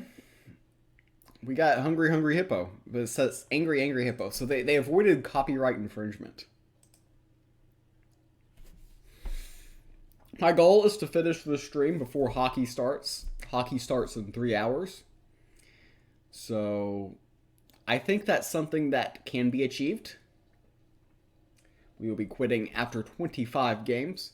I'm planning a Flux Wheel stream sometime tomorrow. It may not be at my normal standard time. Because at Alabama, see, the thing is the best times to go outside is kind of in the morning when I normally have been streaming. And I might go for a walk, catch Pokemon and stuff tomorrow morning instead of streaming. But then I probably come live a little bit later. So see, they're picking the 4C God Power, which says that they're a combo deck. So we like the Shadow Scryers, and we're just looking for another minion. We got to come out here with as much speed as we possibly can. These combo decks can be very difficult.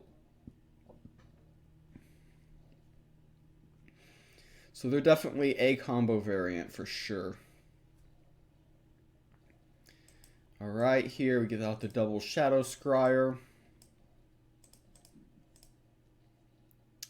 Would like a spell that we could reduce with this, and then probably just play this on turn 2. Just for the... Ooh, this isn't good. So, they are definitely a combo deck. Now, the question is what type of combo are we up against? The fact that they had the Portal Wrangler, I think that means I'm in a lot of trouble here. I'll keep the Worm Breath. I'm not sure if keeping Worm Breath is optimized, but it's a line. Worm Breath is face damage, at the very least. But I think I'm just too slow here. I mean, they have the Worm Breath. I think they just win, right?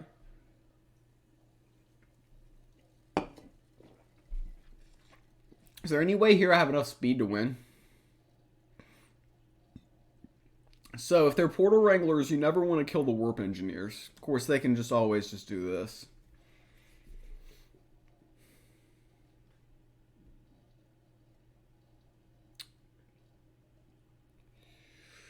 Ether Snaps can be useful.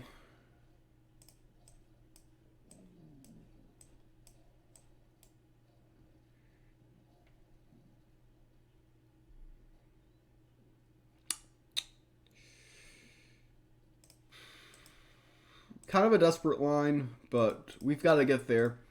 Next turn, we can play Ether Snap and Tracking Bolt to kill this, maybe.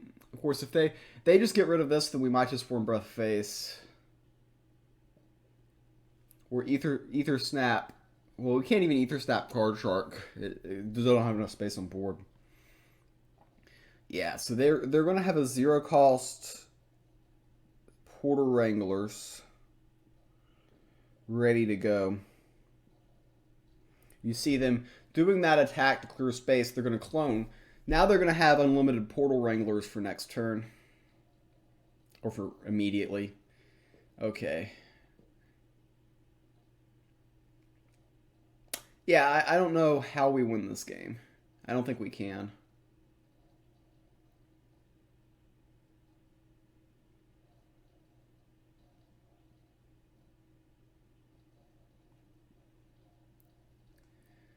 Okay, Blizzard Bolt's a card.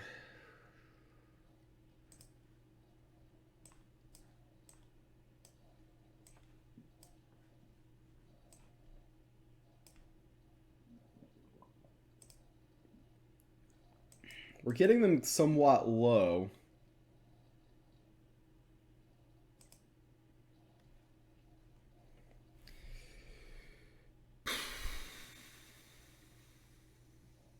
But, I mean, there's a good chance they kill us this turn.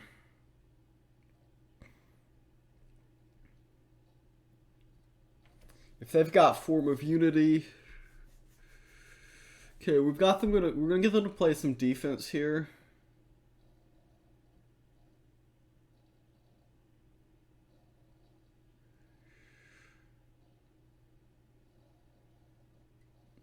It's gutsy leaving me one minion.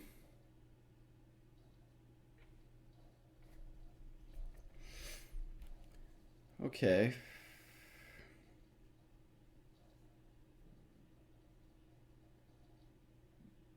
So they're going to give themselves protected, obviously. Yeah.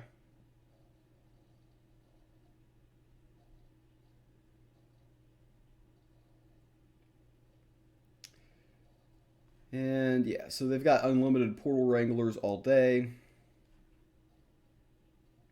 If we could run them out of cards, they can take mana burn. I'm really, at this point, I'm grasping at straws for potential ways to win the game. So I've got 25 favor. Now, while nothing in the Sanctum really benefits me, I'm hoping that he buys from the Sanctum. Ah, these Ether Bugs did not help.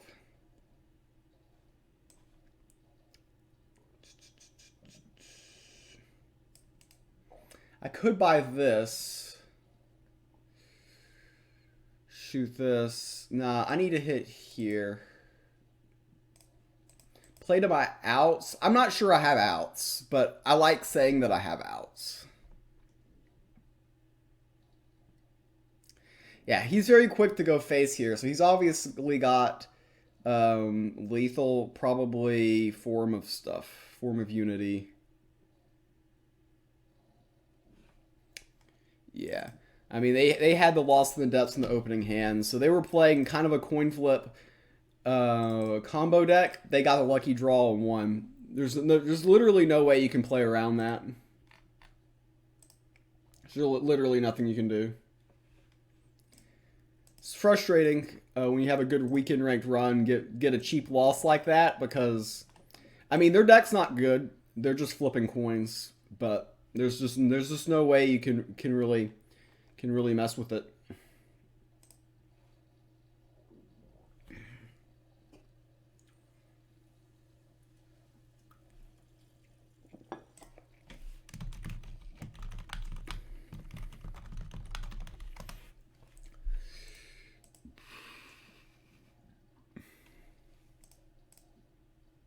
All right.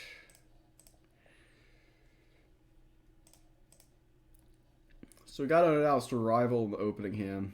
That in this matchup is not always the best, but it's okay. It can be okay. I'm assuming he's playing the same deck that we are, but I mean I'm not actually sure on that. Some people like try and control Magic, but I'm more of the aggro version. This is a pretty decent open. Get the Shadow Scryer out early, followed by a Pyramid Warden. We're obviously not going to be hitting here when we've got a Pyramid Warden. We've got the Academy Apprentice, which works very well with Unannounced Arrival. And we've got 2 unannounced arrivals, so... I guess the only thing about keeping the Academy Apprentice there is I don't really have a great T3. I can throw one of these away. That's an option.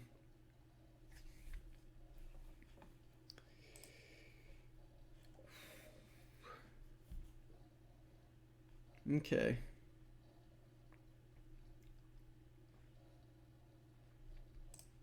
One breath is solid.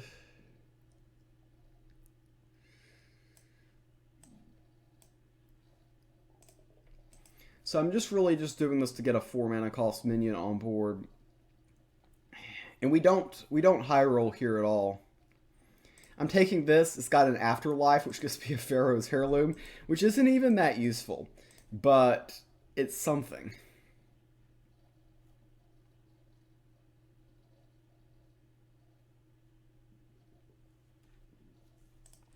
I assume we're going to see him attack here, then probably kill the Pyramid Warden and get the Shadow Scryer right back.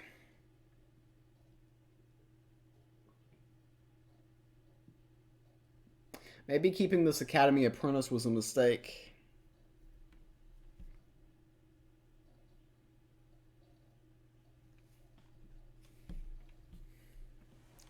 We do have the initiative here, which is something. So yeah, I expected that attack, and I expect them to just kill the Pyramid Warden here.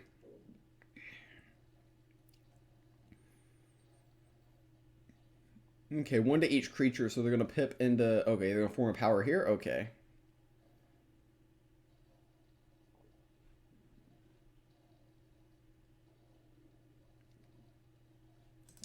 I don't think Tracking Bolt does as much of anything. I mean, I can attack here and then kill it if I'd like. I think I'm just going to try to get a good 4-cost minion.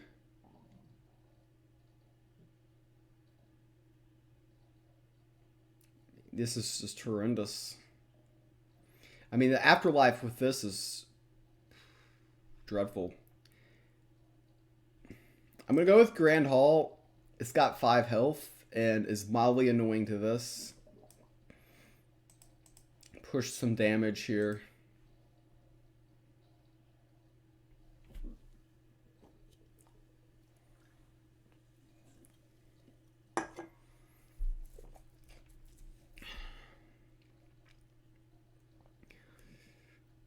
I think this will be mildly inconvenient for them. They've got their own unannounced rival. It's not surprising. They get a Shadewalker, which is actually a good card. We did not get a good card when we did ours.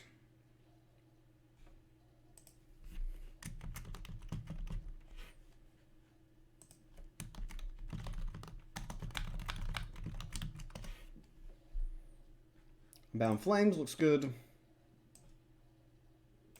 So we're going to play this, and we're going to empower this.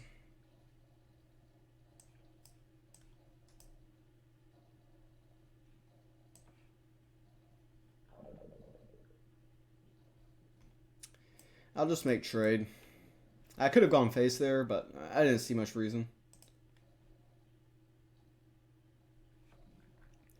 So we draw there.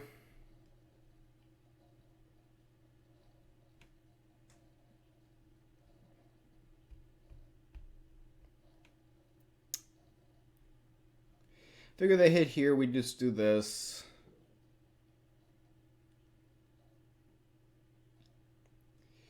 I don't think we have a way to... I mean, I guess that we can get two spells with the Rune of Life, but that's kind of a cringe Sanctum purchase. They hit here, we can just hit here, but they're going to keep this hidden. It's always a risky game to play the keep this hidden game. It can really backfire on you at times. I can buy this, or I cannot buy it.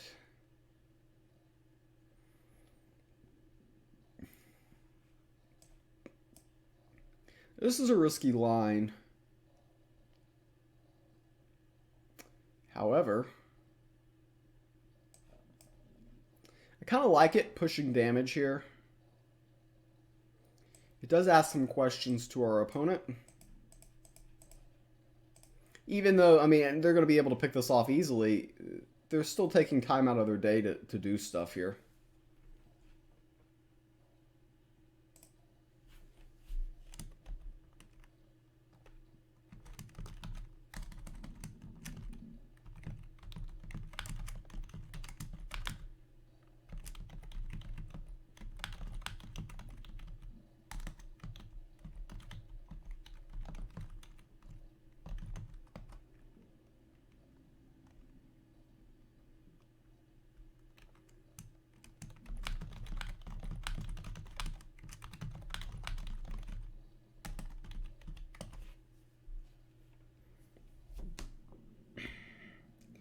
Okay, they're going face.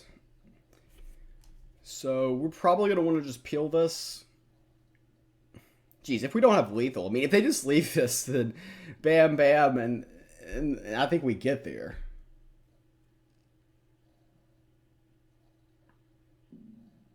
Oh wait, they blew up the world.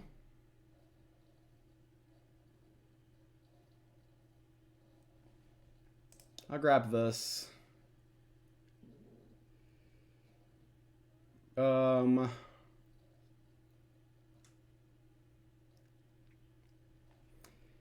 This is 8. And then we got lethal next turn.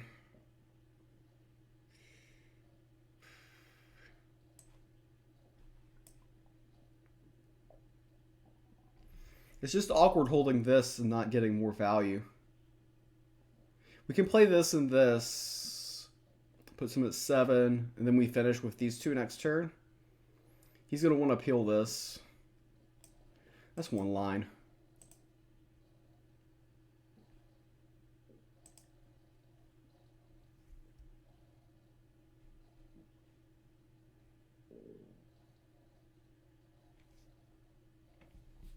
So they need to heal themselves here.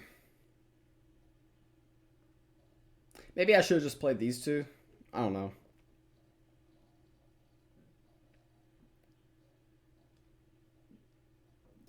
They seem to feel the inevitableness of their situation.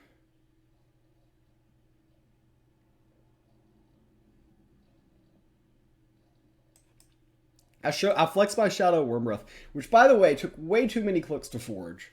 I've already complained about that this stream, but I'm going to complain about it now. It took way too much clicks to forge it. Way too much effort to forge a Shadow Wormbreath. Nobody should have to go through that. It was a traumatic experience. That and the Shadow Tracking Bolts. And my win rate has gone down since I forged them, which means it was a bad decision. But we make bad decisions all the time.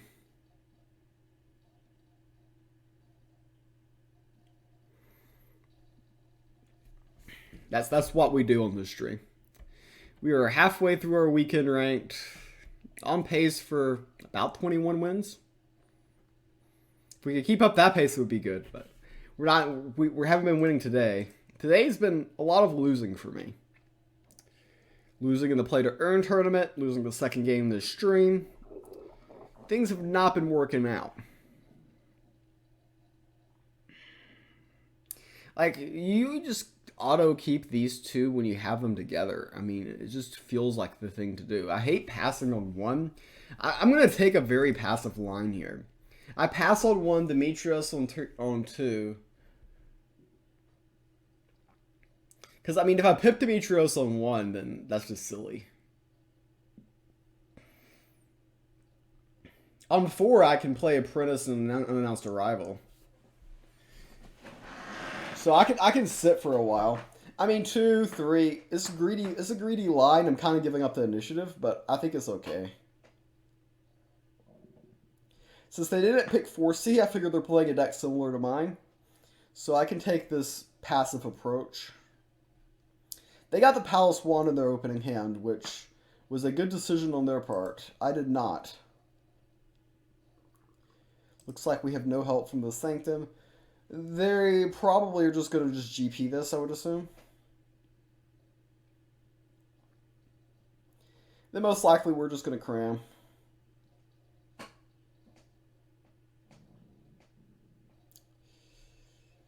Yeah, so very slow start to this game. The Ether Snap can be pretty cool. The thing is a lot of times Magic decks really struggle with these Ether Snap tokens.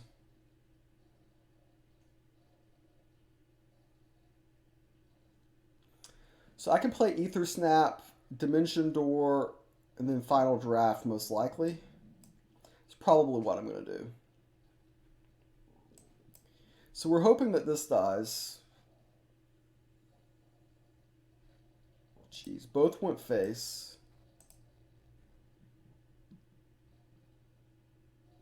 I was about to say, if we went 0 for 4 there, then I probably should just end stream now. Because that would have been terrible. But yeah, these can be quite annoying. It's going to take multiple cards to deal with these, usually. I mean, I guess they can unannounced arrival, but then they've got a minion on board that's kind of gets hit. Tracking bolt, and they can ping one still sticks on board.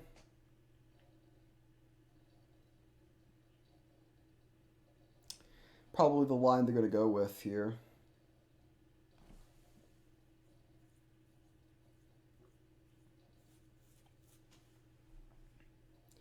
Now the question is what do I want to do for my next turn?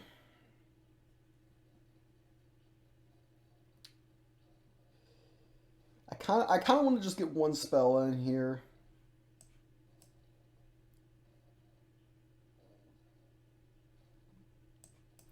So by casting one spell, we get the spell boost from here, the ether bug boost from here. We're going to draw a card from here. Getting some damage in, which is good.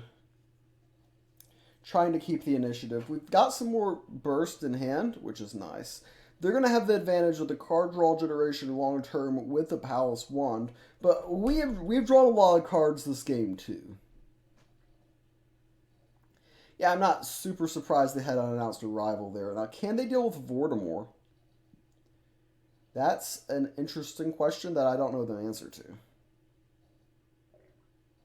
If not, I can play 2 spells and draw an additional card.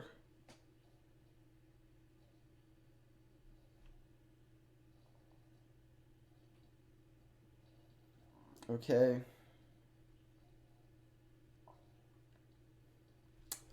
Okay, so they had an answer. So I like the Ether Snap here. I'm going to stick with my original plan. I'd like Unbound Flames to be cheaper. So now we can play this with Empower. I can play this and fry this if I would like, but killing this minion is not of importance to me, so I'm just going to go ahead and get an extra point of ping to the face there. They're going to win the Sanctum battle here and pick up the Vow of Champions, which is going to be very useful for them.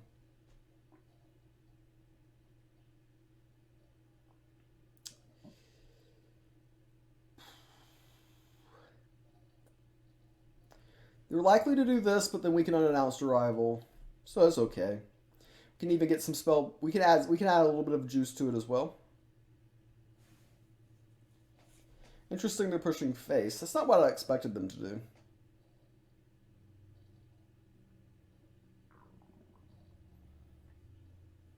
Good chance we're just going to try to explode the entire world, though.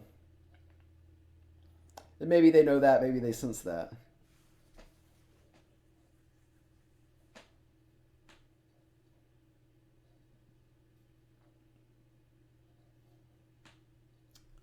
Gone to the rope. Yeah, the Buying the Vow, that makes sense. It's definitely the best card in the Sanctum.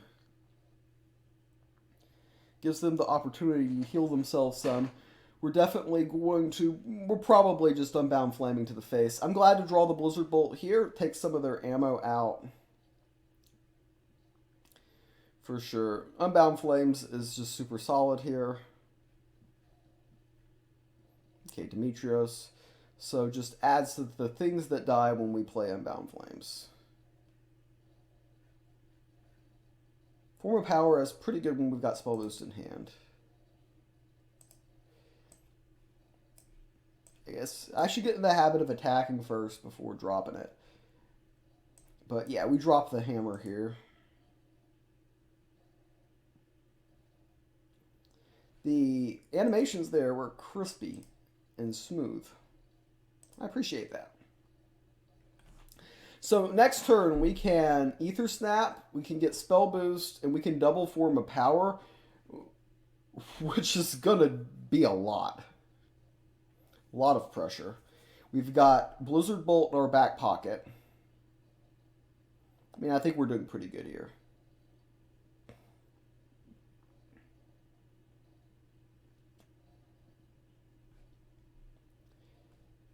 They're probably just going to finish this off. I guess if I don't have targets for the Form of Power, maybe we don't go with that line. We can Ether Snap, Blizzard Bolt. Okay, that's a target for Form of Power.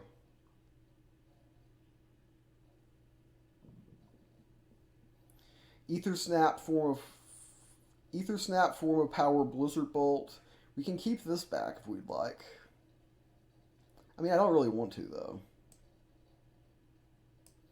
I think we just play it.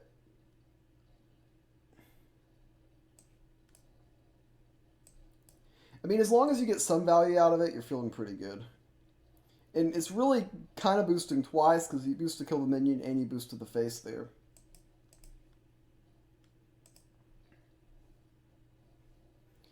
We're at 22. Have they played their Vow of Champions yet? So they do have some heal in hand. Dealing with these is going to be quite annoying. And they, I mean, if they can't kill the static ether bugs, I think they're just dead.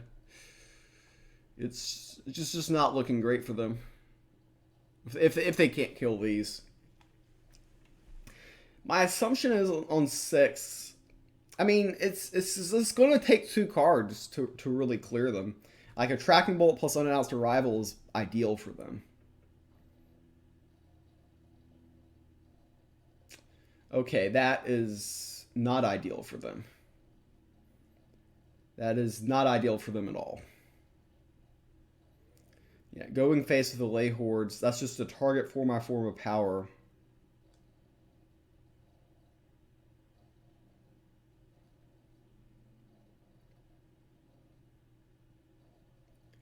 And I sense that I have lethal here, but I haven't actually calculated it. Okay. I mean, it's just has to be there. Just has to be lethal. Yeah, this is lethal. Form of Power, and then the Blizzard Bolt to the face. Alright. So, got another one in the win column right there. 12 wins, 2 losses. Going along here pretty solid. I've had worse weekends. I've also had better. 23 is actually my record. I could tie it. But we are a long ways from 23. 11 games to be exact.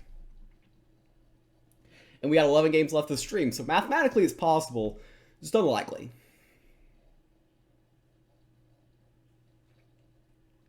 My version has done very well in the kind of the magic mirror. Not combo, because we just lost to Portal Wranglers, but that's just like a coin flip deck. Deception, we got knocked out in the tournament by a deception list, control deception list. So I'm going to take a peek to see if they're like hidden rush or what they are.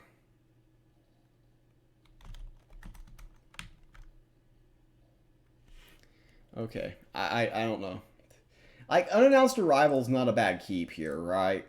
Vortimore is just difficult super early. I like Shadow Scryer. Okay, I'm going to keep this. T1, T2, possibly T3. Depending on what version they're playing. I probably don't like having Unbound Flames in my opening hand. Okay, I'm perfectly fine with them burning my Shadow Scryer. Arcane Transcendent can be useful here.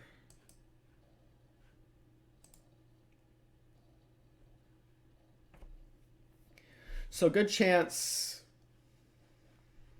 that this is just going to go into here, and then they're going to get this back. Yeah, with that attack. Makes sense. Another Shadow Scryer.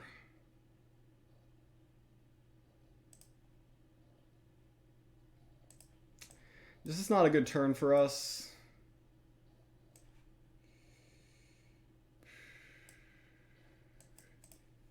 So what's going to happen is this is going to run into here. They're going to get the Switch Duelist back.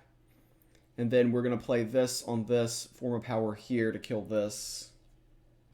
Good start for our opponent. Don't really need Unbound Flames in our hand right now. This was a good draw. Wish I had that a turn earlier, though. Can easily... Got to be careful, though, because of counterfeit, though. That can always be an issue. I probably Arcane Transcendent the Unbound Flames. That way I can just empower it. Interesting. Okay. So yeah, that's what I'm gonna do. I'm gonna make the Unbound Flames cheaper.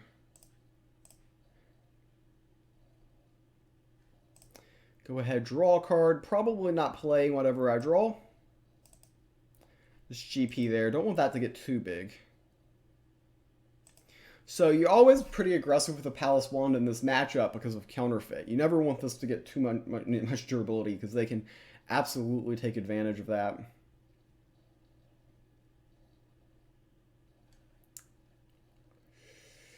The question is, do we want Unbound Flames now or later? I'm going to save it for now.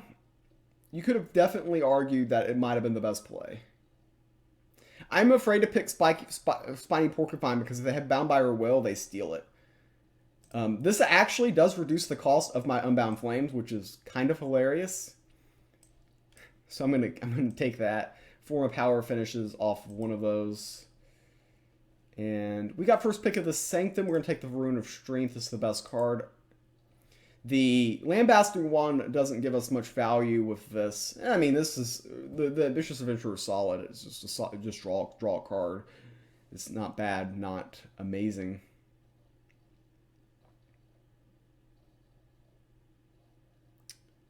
Okay, Battle Oryx.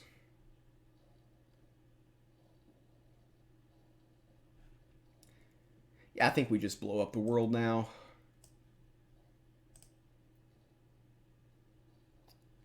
May have been a little bit impatient there, but we're getting a little bit behind here. Go ahead, get this in play. Most likely they're just going to fry it immediately. But okay, they stole this. Like, out of everything you could possibly steal, this has to be one of the worst cards you could steal.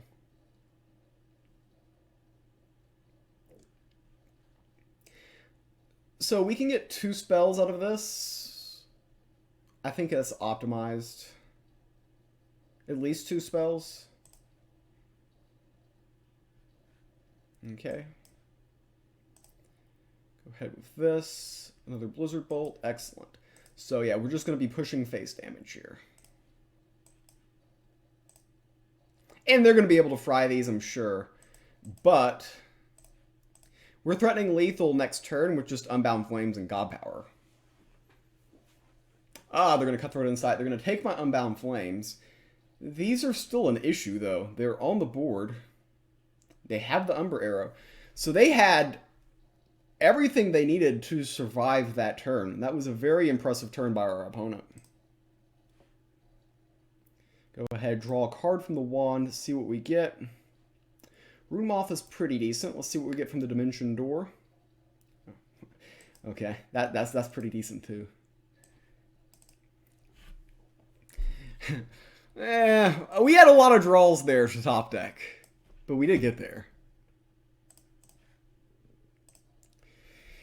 We did get there. So 13 wins and 2 losses. Gotta keep on swimming. That's what Nemo would do. And if Nemo would do it, then I probably should do it too. And I'm talking about Nemo the fish from Finding Nemo. A great part of America's cinema. I'm sure a lot of you are familiar with that.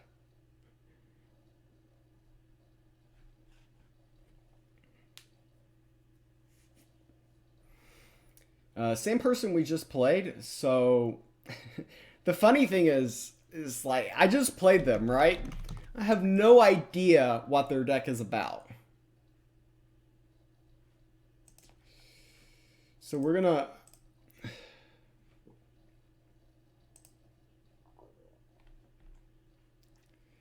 I'm trying to get a deck list, so like... I don't think they're like a Lethean on deck. I'm refreshing my own GU decks page so I can get my opponent's matchup. Like I don't know like Well, exactly what they're doing here. They'll need 2 of those. Keeping Ether Snap is very questionable on my part. Very questionable. I do make a lot of questionable life decisions, though. Ah, Palace Wand, excellent. Now everything looks less questionable. They will copy 1 card from our hand. Ooh, they got Counterfeit. Pretty good start for my opponent this game. We're going to go ahead and reduce the Ether Snap.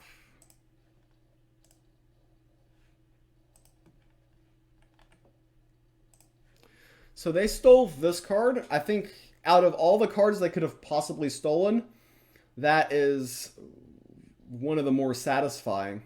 It's interesting. They made a big play mistake, in my opinion, there. They just gave up the Palace Wand. But think about what their deck is. They're playing Thievery.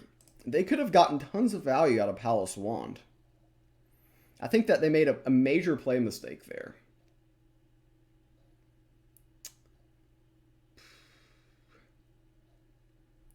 So I can play Ether Snap and I can form a power here. If I hit here first, like I think this is very unlikely to end poorly. This line in particular. So this hits here. I've got the God Power as a backup plan, right? But we're just going to go ahead and play this. So they could have stuff like Umber Arrow and Bound by Her Will, and they probably have like all of them. Yeah, all of the above. And we're going to get wrecked. So that's Gods Unchained for you.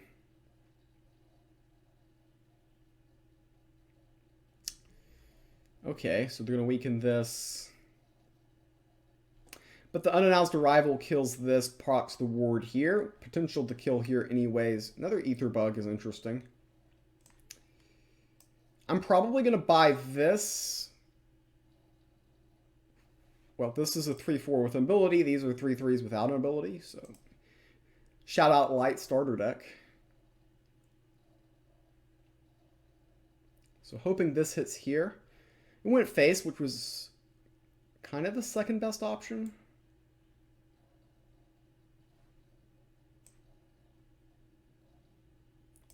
You could argue face there is best. I just want to kill this so they don't get a card from my hand.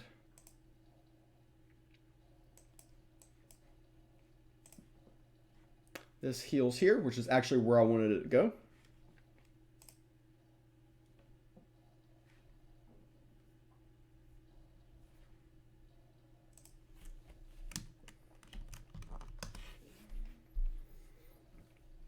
And they steal my stuff. They keep drinking my milkshake.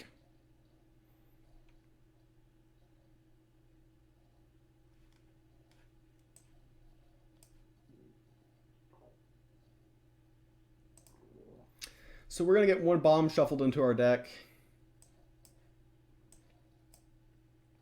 That's pretty much just life. I can buy and play the Nightleaf Trapper. This does live through Rapture, so I'm less worried about that. I just want to apply pressure here. The more damage I can get through, the better. We have this healing here, which is excellent. Decent chance they Rapture, they don't.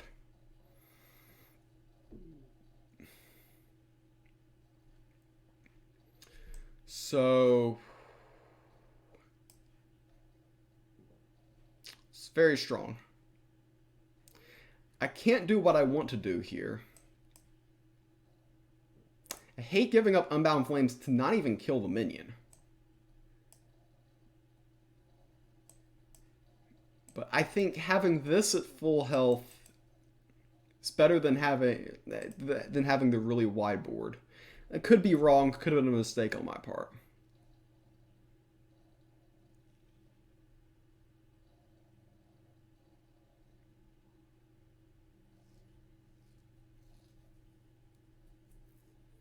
Jeez. And again, that attack was not necessary at all. First off, this heals at end of turn. So we're going to Ether Snap, Dimension Door, Blizzard Bolt. That's pretty much the line here. But we are out of cards. We are running out of steam.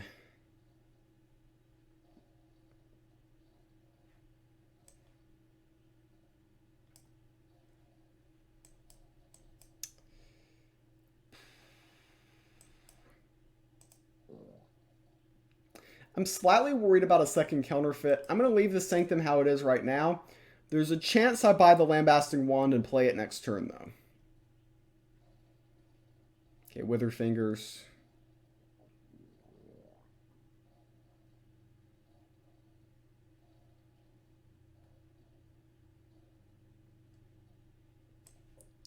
This may be lethal.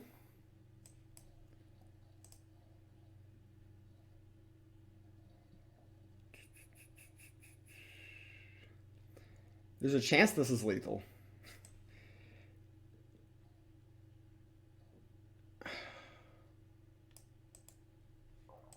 I mean, at the end of the day, they need to do something very amazing right here.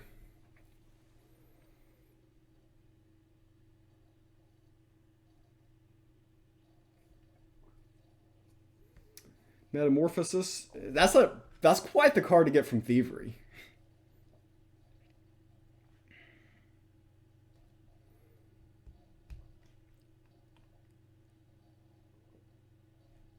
Interesting card.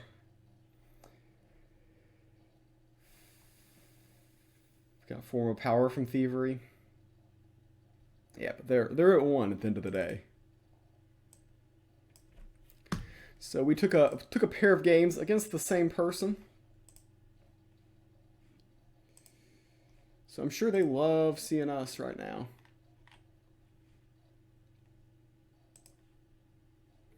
I had to get revenge for H Pain. They beat H Pain, so I had to get revenge for the Infinite Mana team member. Revenge is what motivates this channel. All the dark arts. That's what we're about here. Wouldn't be about anything else, right?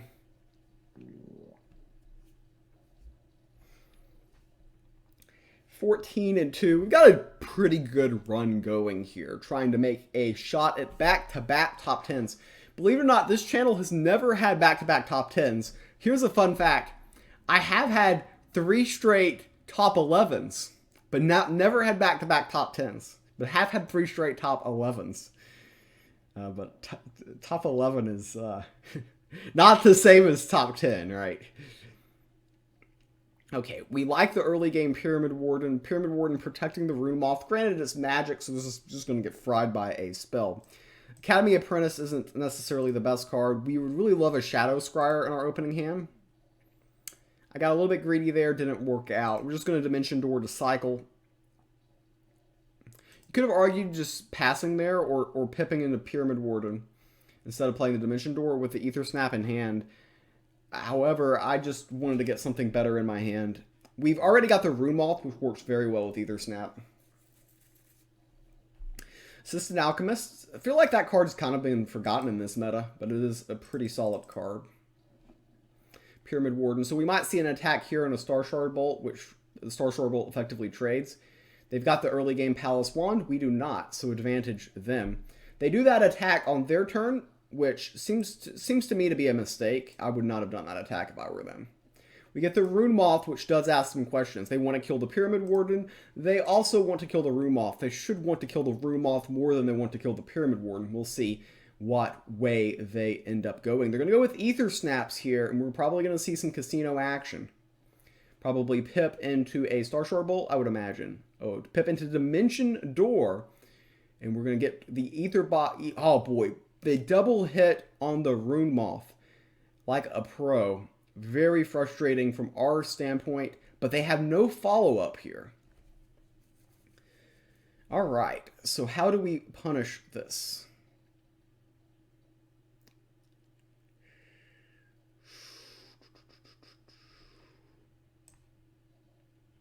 We're going to play our own Ether Snap.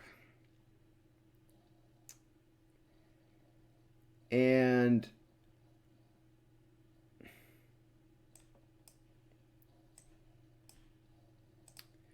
See what happens here.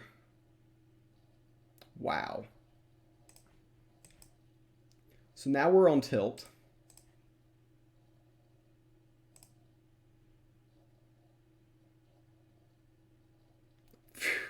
The fourth one. Don't play me like that, Buggies. Don't play me like that. The Rune of Life a little bit late to get value out of. These are sitting ducks. But we did peel the Ether Bugs. They are very likely to get one Ether Bug back when they kill the Pyramid Warden. And they're going to play Recovered Knowledge, so they're going to get Ether Snap back from the Void. They can't really get value by playing it immediately, though. So that's something that's going to come online next turn. They are able to kill the Rune Moth with their God Power. Obviously here, the Rune of Life is definitely coming on to the Pyramid Warden. We're going to cram to draw 2 cards, also do 2 damage to our opponent. Okay, I actually like the second Pyramid Warden here. It's a little bit risky, but we like that. We're just pushing a lot of damage at the end of the day. And that's got to be difficult for our opponent. Grab the Rune of Life so they don't have the healing. Also, the healing, we're going to get some RNG. They're going to play Ether Snap here, and we're going to have some Chaos come on. But they've only got 3 mana to work with here. It's just really hard to imagine them killing both of these and these at the same time. Dimension Door is a good start, but the Ether Bug going face, that's obviously the last place they want to go. They do proc off the ward off of this Ether Bug, but they really need to accomplish a little bit more than just that.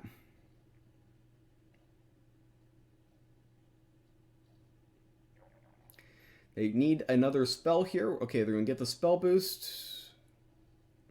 Now, they can't really Tracking Bolt here effectively, because Tracking Bolt, when they lose these, they don't kill this and this. So, where are they going with this? A 0 cost blast there. They get the high roll, killing the naked minion there. Okay, so how do we deal with this situation? Do we have lethal? That's the first question.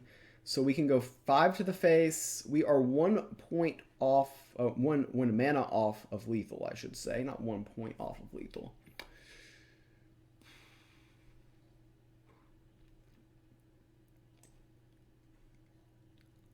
I think just killing the Ether Bugs is the safest line from my perspective here. I mean, you could argue that just going face was the best, though.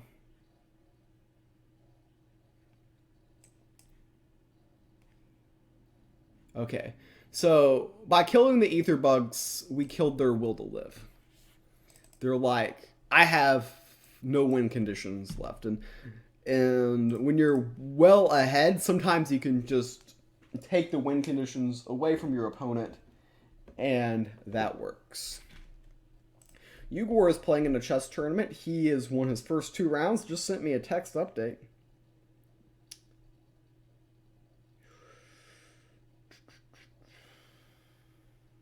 So he just drew a master. That's pretty good.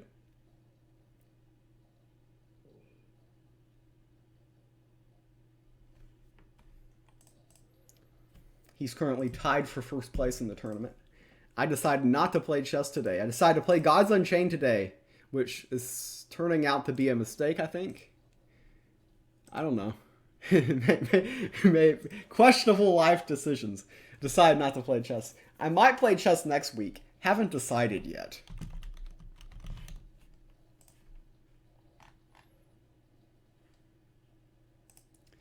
But we are 15-2 here. Started the stream 9 wins and 1 loss, so we were 6 wins and 1 loss in the stream. Brought my win rate down, but still posting a pretty solid win rate here. We're trying to get back into the top 10 for the 2nd consecutive week. And deception is pretty annoying. What type of deception am I up against?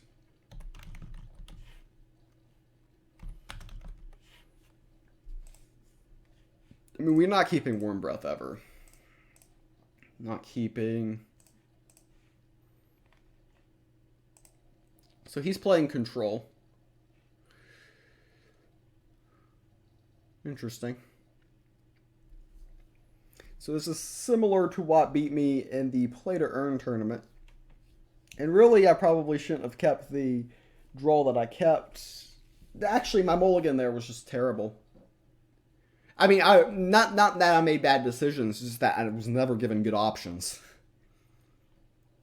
Okay, I'm going to conserve our pip for now.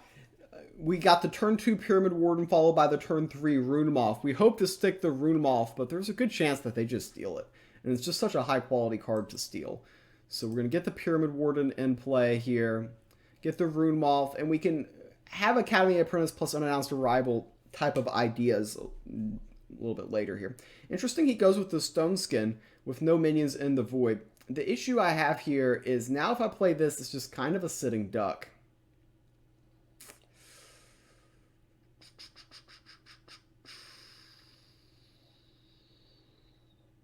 Tough decision here. Tough decision. Cram is mana efficient as well. It's... As the aggro deck, I probably should be more aggressive.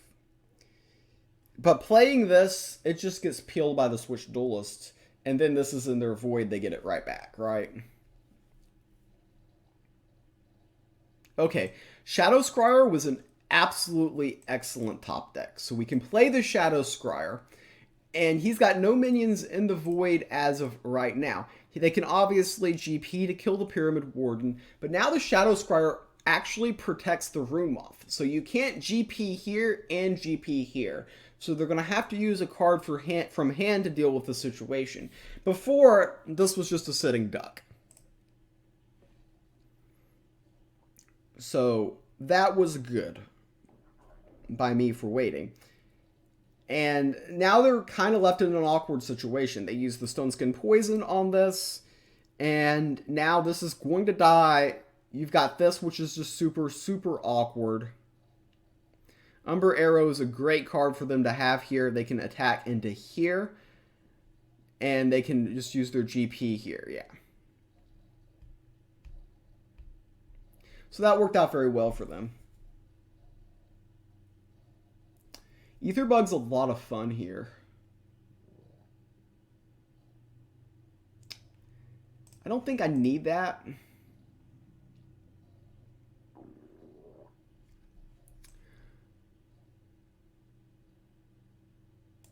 So we play this.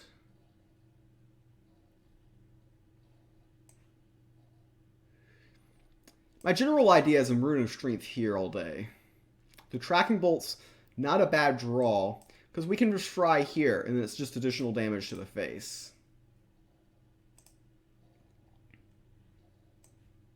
So now we're starting to push forward, and we want to be the aggressor in this matchup, because if this goes to the late game, they have the advantage of the late game. But what we have here is we've got 3 warded minions on board. This is frontline, protected, and ward. So very annoying stuff for them to deal with. Very annoying board. We can play Playwright and just play it immediately with the 2 Aetherbugs on the board. Can also do Academy Apprentice plus Unannounced Arrival, which is going to be very effective as well. In fact, depending on what they do, that might be the line we take here.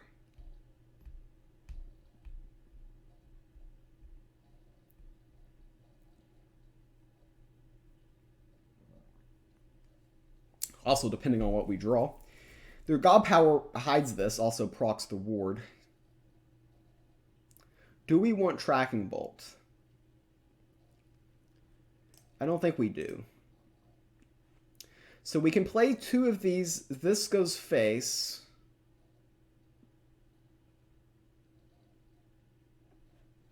Do we have minions in our Void? We've got a Pyramid Warden in our Void. Do we want to get Pyramid Warden back from the Void? Got to keep in mind they've got 6 mana. Access to 6 mana next turn.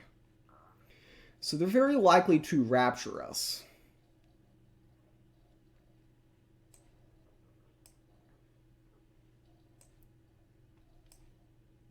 So right here, we're going to do that.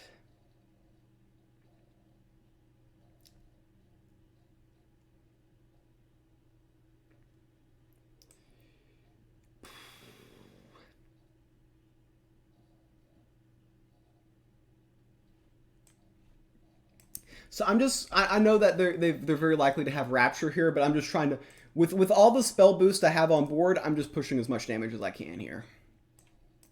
We know that they're probably going to Rapture, but Rapture kills these, doesn't kill these.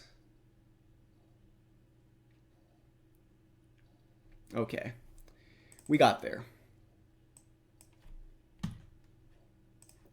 I'm going to get something to drink and then be right back.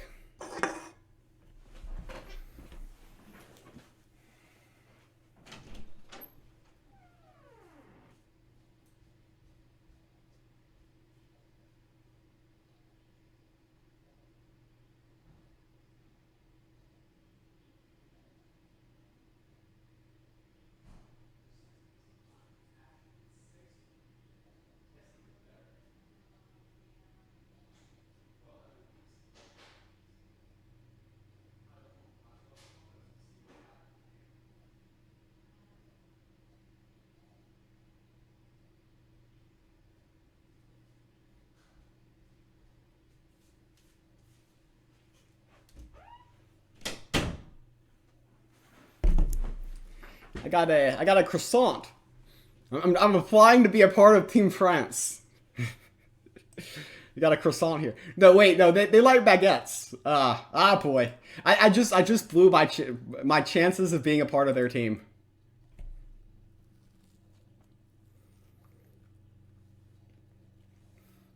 Happens.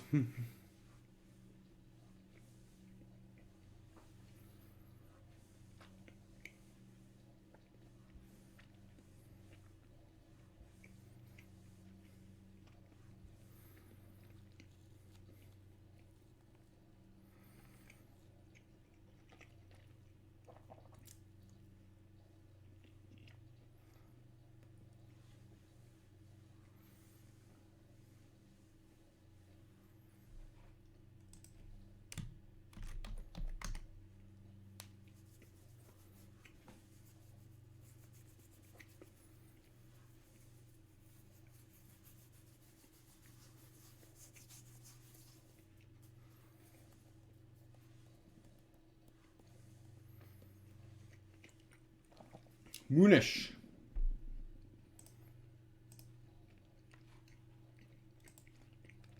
Like today's been deception deck after deception deck. I don't know what to think about that.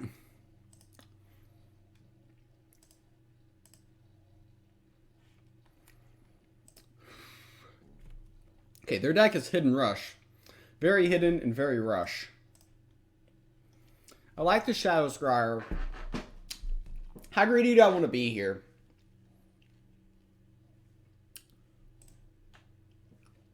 I mean, that's not a bad card to have.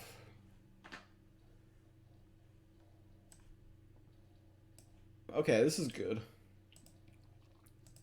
The only thing is, if I play this, Bound by Her Will is just so critical.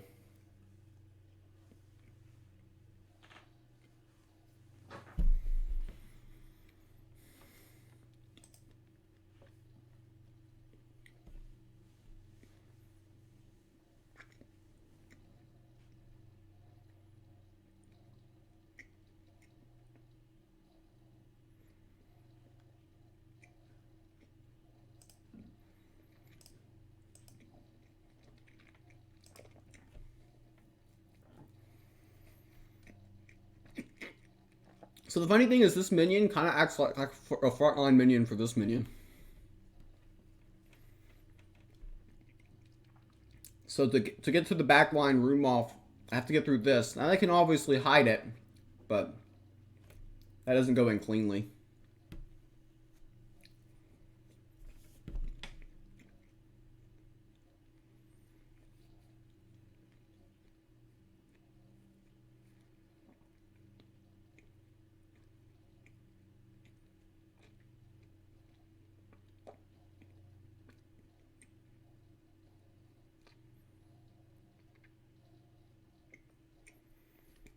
That's one way to get it done.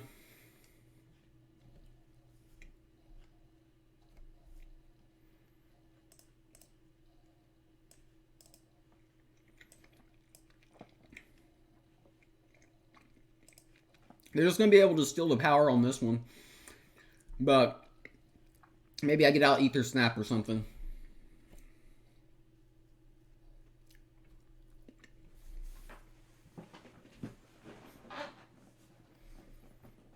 It's annoying.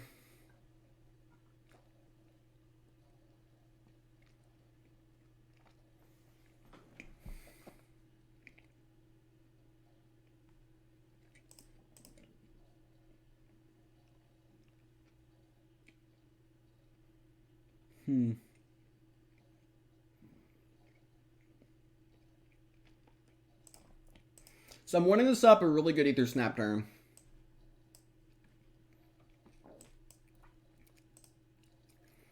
That looks really terrible.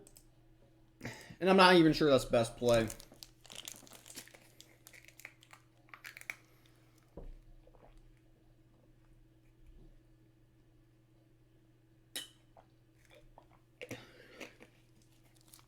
But ideally, we get things going with this.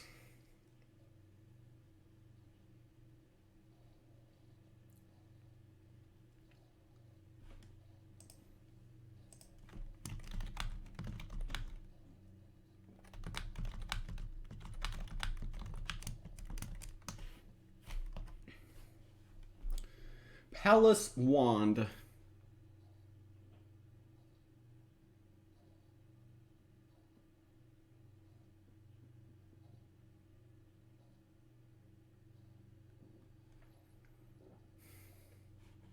Does his deck have counterfeit? Honestly, I think it's too slow. We'll have targets for Form of Power at some point.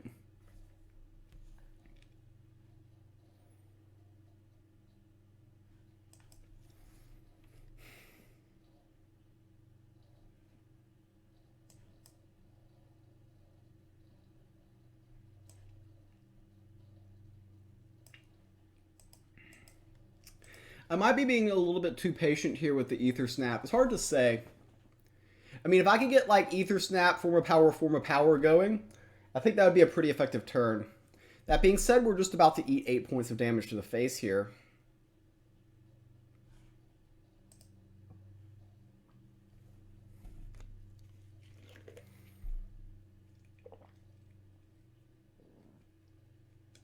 We're at least going to have target for one Form of Power, the very minimum.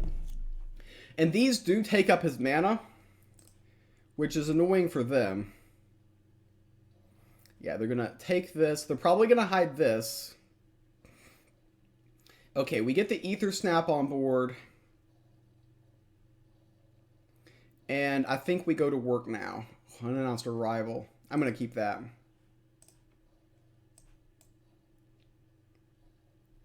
So Ether Snap here. And yeah, let's just do this.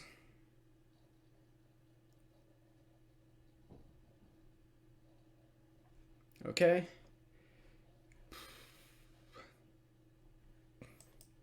I'm just going to burn this. This does 2 damage to their face. I know that there's a good chance they Umber Arrow or do something to steal this next turn. I'm going to buy this. Best card in the Sanctum for me.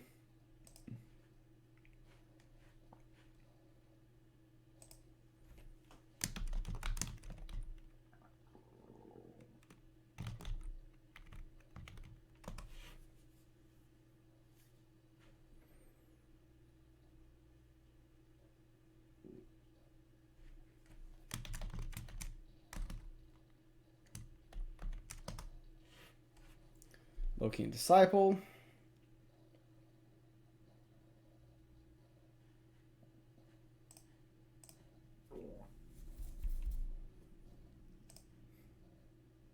Pyramid Warden's an interesting keep, actually. Like I can run a site, play 2 Pyramid Wardens this turn. Does Moonish have Rapture? No, he's got nothing more than 5. Let's do that. Like, I legitimately think this is a line.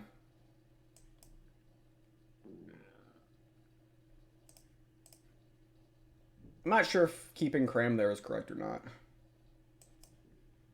So I looked up his deck list. He has no Rapture. So I don't see any way he exploits this play. I mean, he's got ways to kill one, but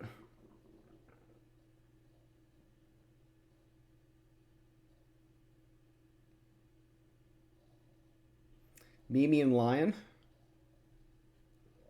Okay, so they're gonna buff that.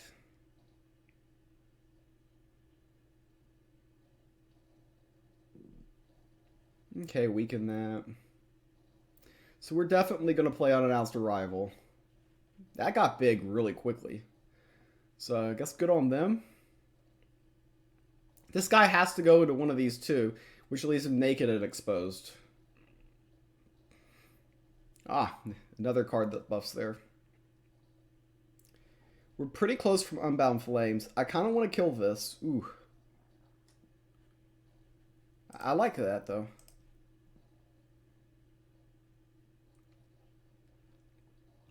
So if I kill my Pyramid Warden, he gets nothing back from the Void. That's an important thing to note here.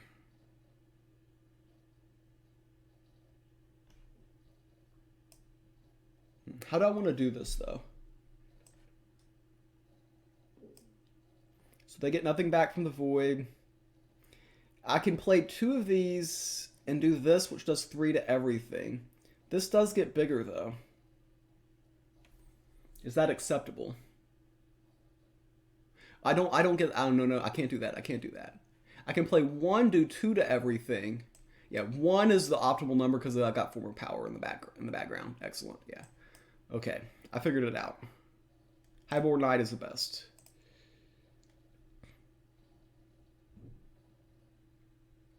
I'm hoping one of the Ether Bugs hits here. If not, at the end of the turn, I'm going to attack here. So we've got a good chance of killing this as well. Okay, we just got to give up one of the Ether Bugs for that. Okay. Oh, we figured it out. It took me a little bit of thinking, but I think I figured out the correct play.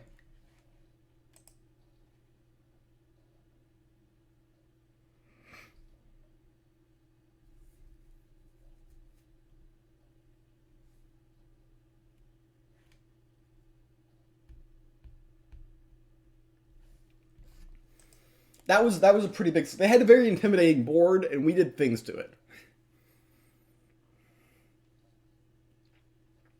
A very intimidating board.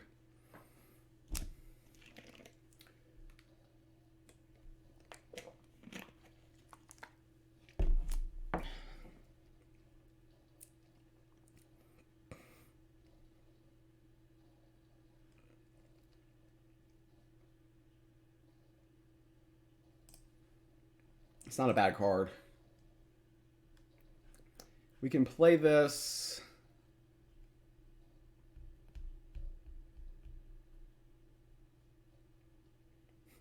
We can blow up the world if we want.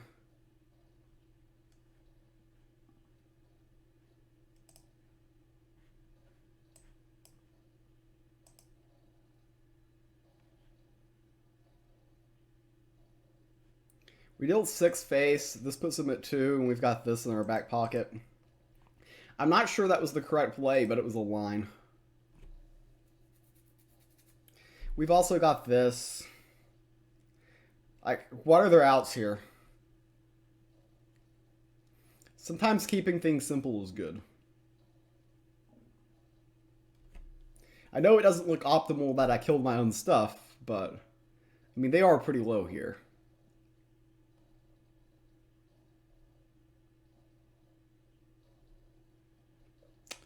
And they have nothing. They got nothing here. 17-2. Okay, we're getting into a groove now. So we had a bad start to the stream, but we've won 7 in a row since the bad start. So that makes the bad start look a lot less bad. 7-game win streak. We started 9-1 from yesterday. Went 9-1 yesterday. Won the first game on today's stream. Lost the second, so fell down to 10 wins and 2 losses.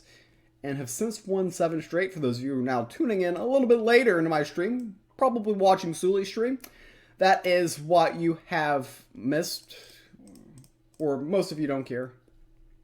I don't care that you don't care. So take that. We have played 19 games. We've got 6 more to go. I need to finish in the next 2 hours before hockey. And quite frankly, if I can't get 6 games in the next 2 hours, then I'm playing the wrong deck. I think we should be good here. I think we should be finishing this in time. I think we will be fine within the time constraints. We've been going for 1 hour and 14 minutes this stream, and we have played 9 games. Same person we just played, so we know they've got their deck is a little bit faster than a lot of the decks that we have been playing. I like the Shadow Scryer. The Form of Power is okay. Cram is pretty slow in this particular matchup. Arcane Transcendent with no real targets is kind of a big gamble in and of itself. Blizzard Bolt's a tempting keep. Gotta keep in mind a lot of their stuff is hidden though. Blizzard Bolt or Form of Power, that is the question. I think Blizzard Bolt's better early. It's more consistent. Well, of course, then we get Tracking Bolt along with it, which a little bit redundant there. And we see an absolutely excellent start by our opponent. So this is not what we want to see here. Them coming out with lots of speed. This is how they win.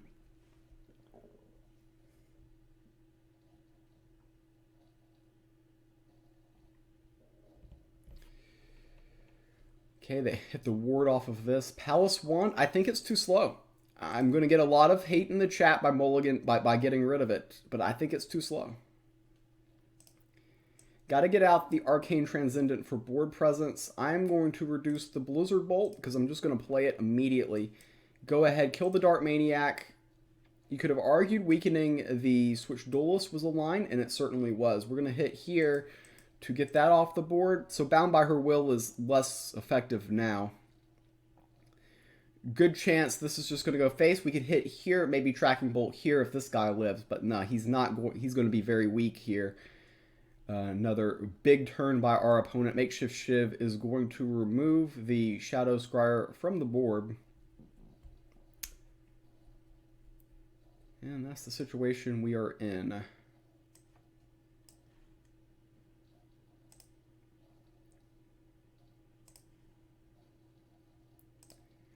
Okay, Tracking Bolt.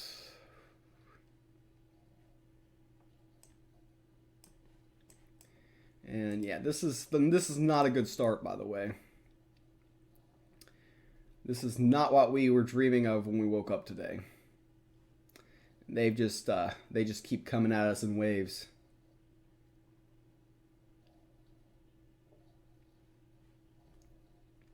Maybe you should have used Blizzard Bolt last turn.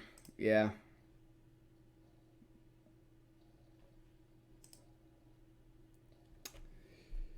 Unannounced Arrival would be good here.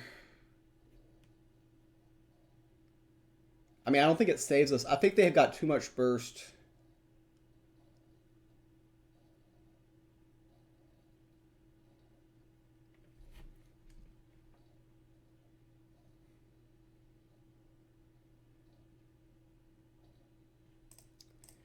I don't think Demetrios is the card.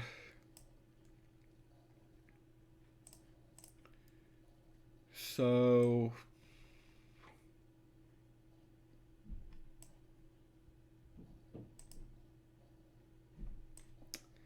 I mean, at this point, I think it's too little too late. We just gotta try to limit the damage as much as possible. We gotta keep our eye on the Vulca's Discovery and the Sanctum. It could be a savior here. This would take a very big comeback for us to win this game. We have no card draw. I know I did pitch the Palace Wand earlier in this game, but I mean, we're under a lot of pressure here. They got a really good draw this game.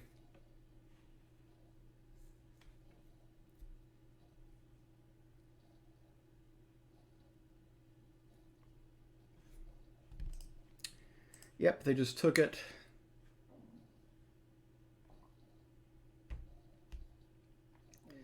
And they're just going to peel here, I'd imagine. Or, yep. Just going to give up the face damage to keep their board a little bit better. I don't know of a way we can come back and win this game. I am running out of ideas. I mean, we would have to high roll insane off of unannounced arrival onto something that I don't even know exists in the game. It's about as bad as it looks. Cramming is, I mean, there's no way we can play that ever. Yeah, I mean, there's just nothing I can draw there. So our 7-game win streak comes to an end. I mean, they drew perfectly. The perfect turn 1, and they just had everything there. There's just nothing we could do. Now, if I could have had an early game Pyramid Warden in that game to stop the Selfless Guildmate plus Switch Duelist, I think that one could have been a completely different game. But obviously, we did not have that.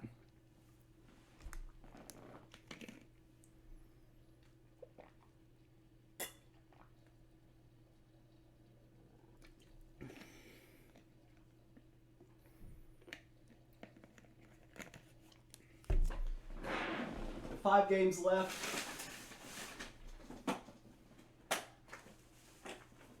Now's when we need to start winning some games.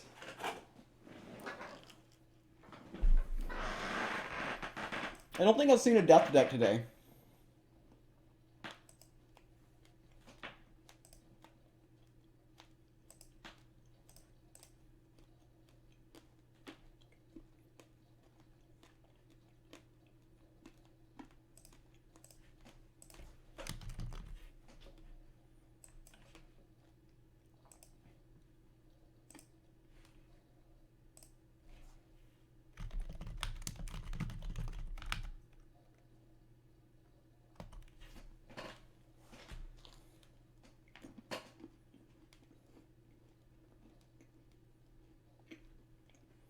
Pretty solid.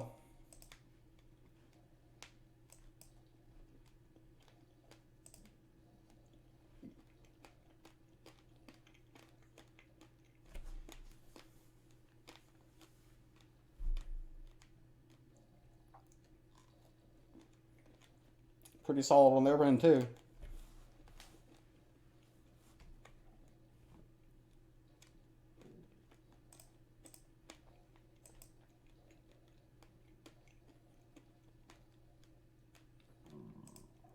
So we're going to get free stuff from this. They're getting free stuff from this. This is insane.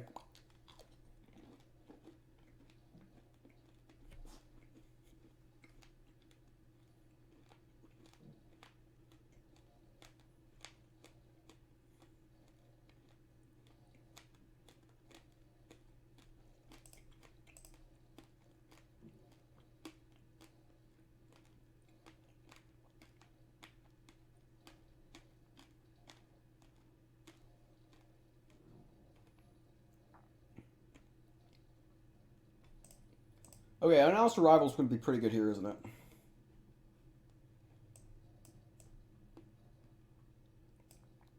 So they will get a 1/1 zombie back. We get nothing back from their Pyramid Warden. This, yeah, we can kill this. Killing this is important, I think.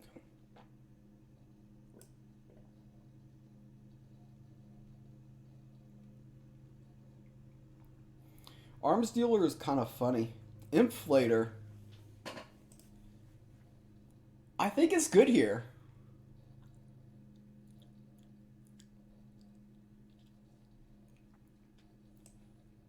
So the card we want to have...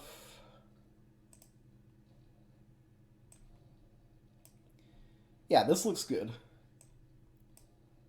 So they thought they were doing things.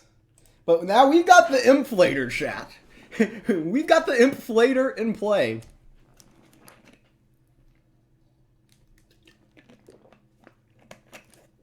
It's inflation time. I think this is legitimately a problem for them. And that's what's hilarious. That is what is hilarious.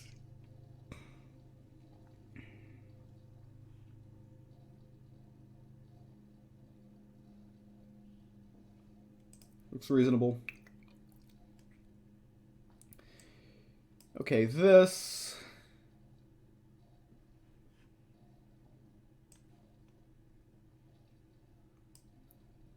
This.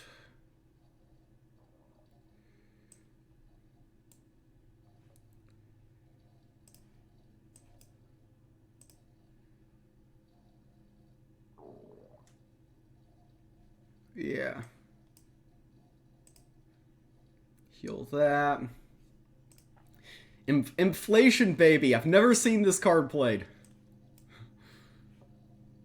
Oh, yeah. We'll cycle the Sanctum as well. Inflator. Inflator go moon. Get your inflator stocks right now. Oh, boy.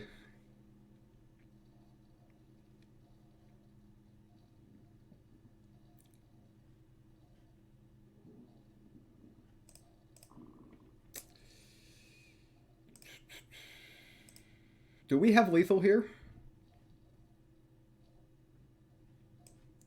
I honestly am not 100% sure if we do or not.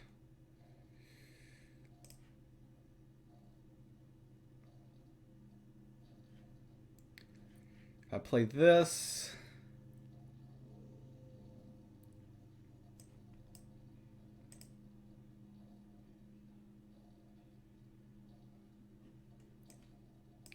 Play this.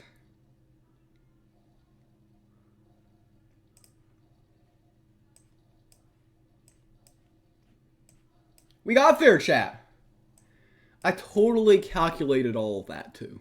I totally calculated it all. Totally. That was totally a thing. That definitely happened. Oh, boy. Inflation. Inflation to the moon. Not a card I think I've ever seen used. But it just made sense there. I knew I was sticking something on the board. And the snowball effect. I mean, it's beautiful. Absolutely beautiful. I mean, I deserve a cookie for that one. Right? We made Inflator go moon.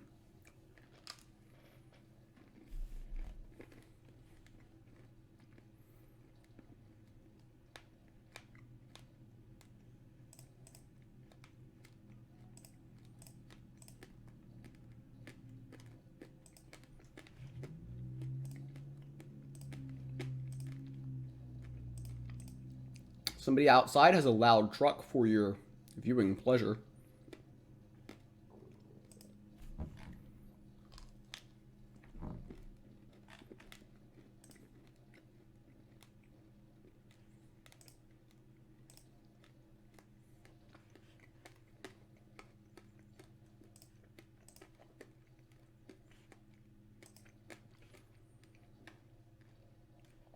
Four boxes are more than three. I've done the math.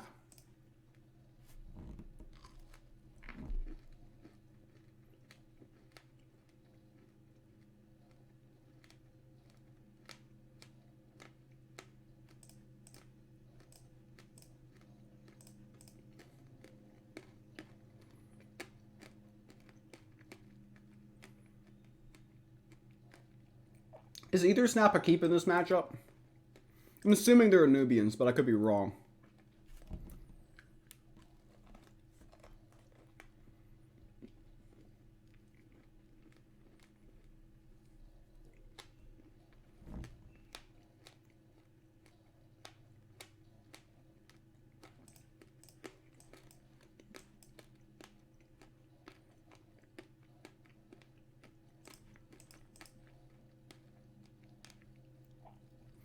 Announced arrival just didn't seem very important for this.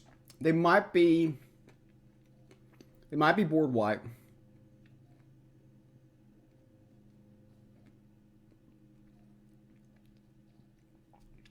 Either snaps a play next turn. Just start to apply some pressure on them. Okay, Ragnarok, wow.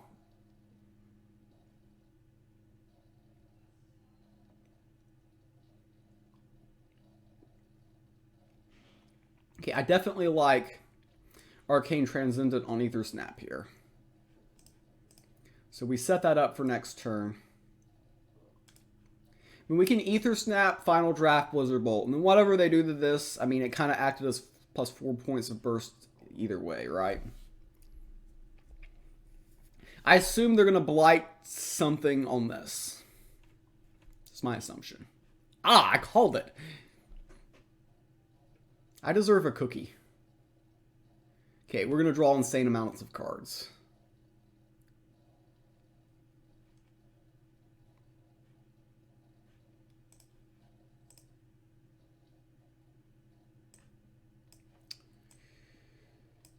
Just in case we got blitz stuff.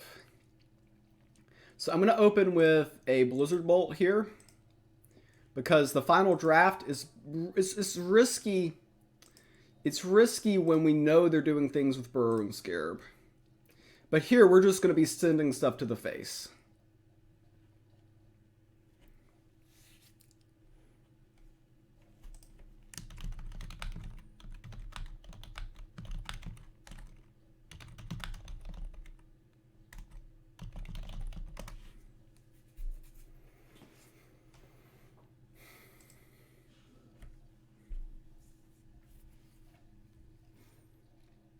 Sulfuric Rain. So we're going to be drawing lots of cards.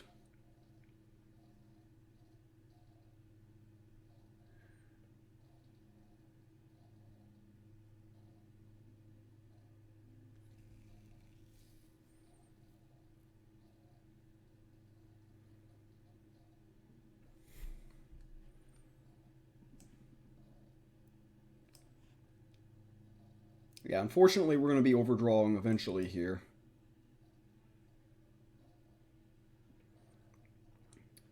Do I Tracking Bolt here?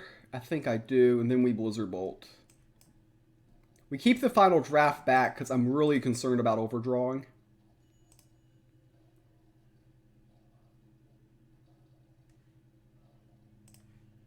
And then Blizzard Bolt, obviously.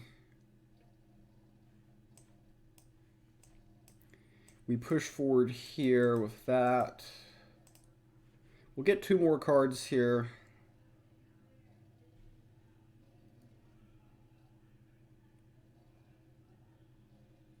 Don't think Palace Wand is going to be that useful in this matchup.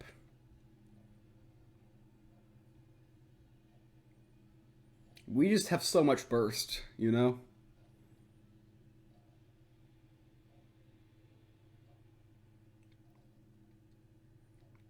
So much burst.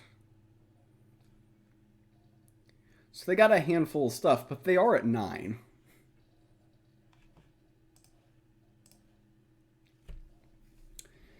I'm gone out of my way to not play the final draft, worried about overdraw.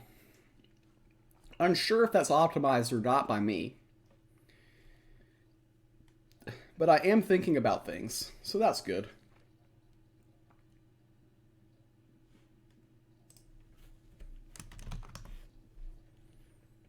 They're going to kill this, obviously. Probably a Fleshbind.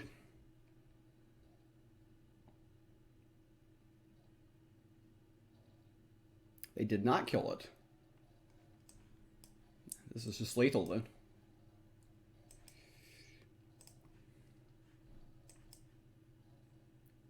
And bam, yep. Did not have to do advanced mathematics on that one. Got a good start going on to that one. They didn't have clean answers to really anything I did.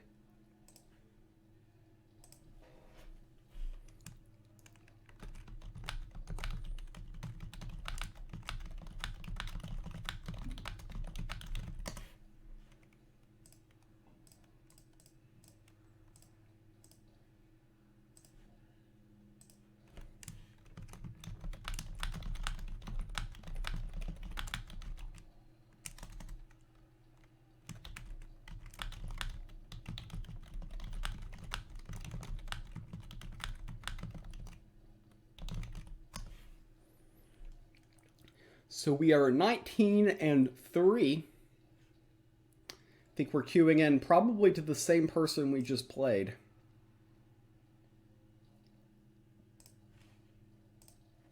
If I had to guess. Ether snaps are pretty annoying to them. Academy Apprentices, I feel like, can get myself into trouble if I'm not careful. But maybe it's a better keep than Warm Breath. I don't know.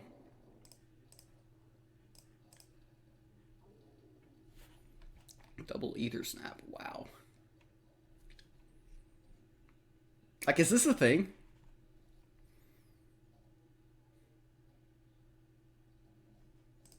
I don't think it's a thing. We really need an early minion, and we don't have that here. Pretty bad opening hand. But in fairness, I went for the mulligan and just didn't get there. Oh, he's playing Anubians now.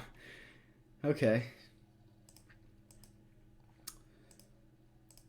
Always lead with Pyramid Warden.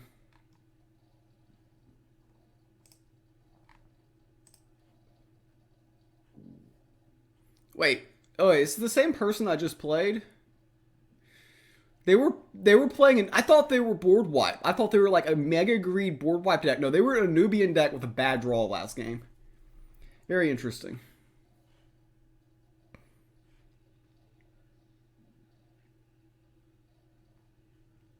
Okay. Hopefully they get the Vile Reaver. They do not.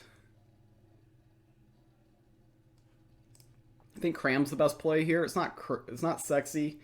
It's mana efficient, and we can Ether Snap and form a power next turn.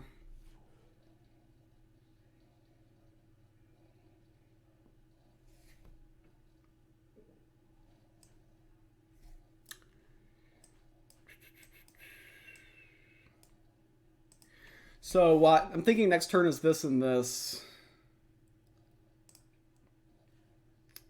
You don't like giving extra damage to these Anubian decks because they do have Land of the Dead, and they obviously have gotten a Priestess of Takat already. But Academy Apprentice plus Unannounced Arrival is going to be huge. They sensed it and correctly played around it. Get an extra 3 points of damage in for them. Ether Snap is another line, but this is the correct line.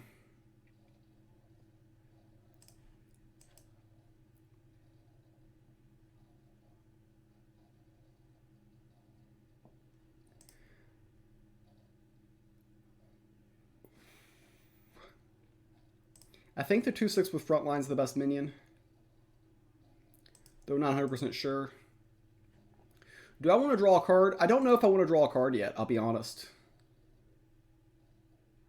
I'm a little bit worried about overdraw. I definitely probably get one Ether Snap on the board next turn. They got off to a much better start this game. They're getting their Anubians online. They're going to hit here as well. Slowly but surely grinding us to a halt here. Yep.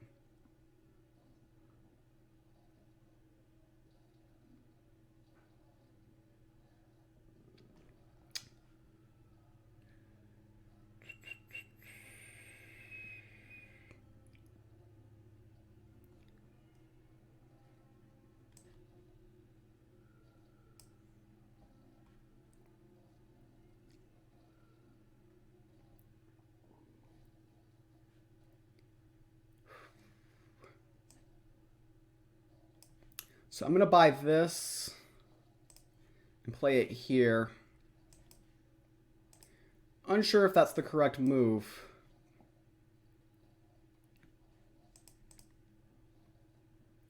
I'll draw a card. I'm not sure I should draw or not. I'm interested in an awkward situation. Next turn they play Land of the Dead, and I'm getting low here. This is a very scary game. But another Ether Snap is mildly annoying too. Ragnarok, yeah.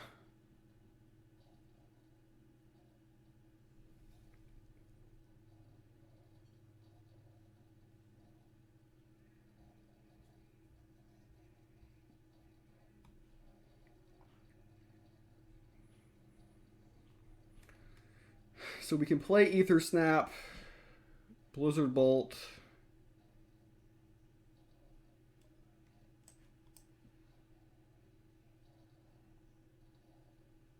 Ether Snap Pyramid Warden might be the best line, actually.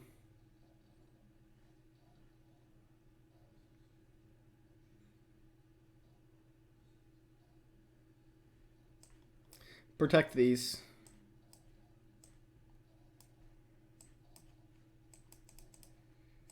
Draw a card. I guess I gotta accept that I'm gonna overdraw at some point today.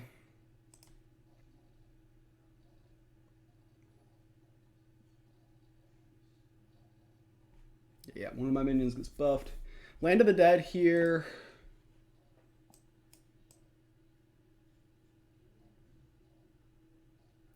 They've got 4 Nubians in their void, so we don't die. Oh, great.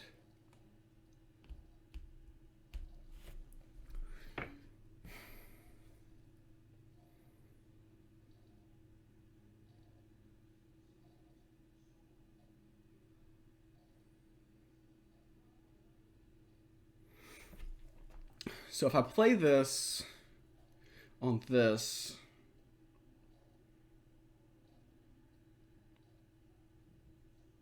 these ether bugs are just going to take the wheel.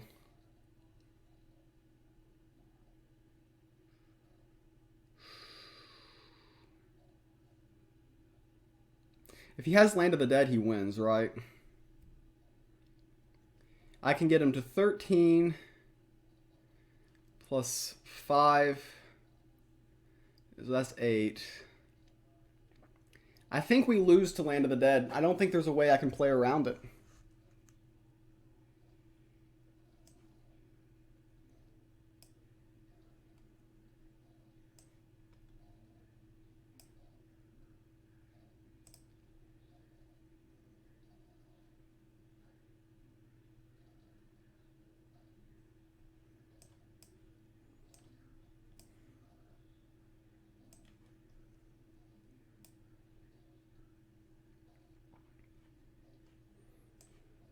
I have an idea, actually. So if I Tracking Bolt, can he kill me with Land of the Dead?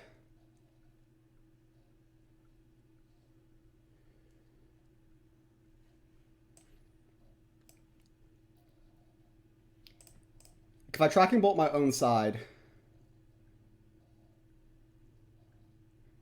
did I just overthink this? I think I might have overthink this.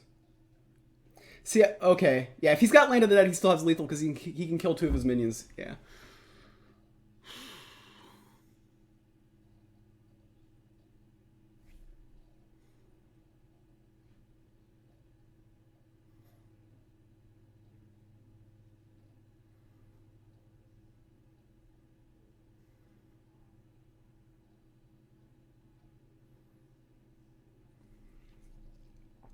I just gotta hope he doesn't have it.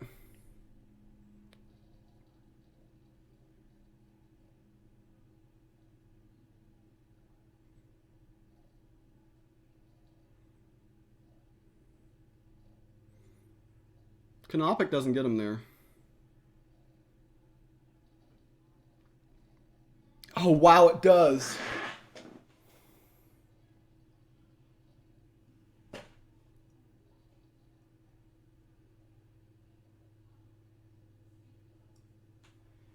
Ugh.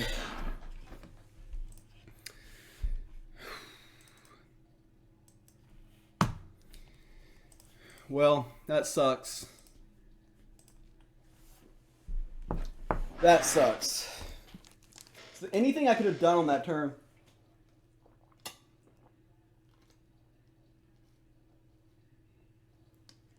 I was so focused on...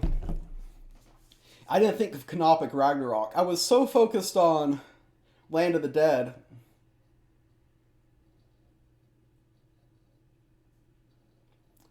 I think if I did anything there, if I did anything except what I did there, I think I win.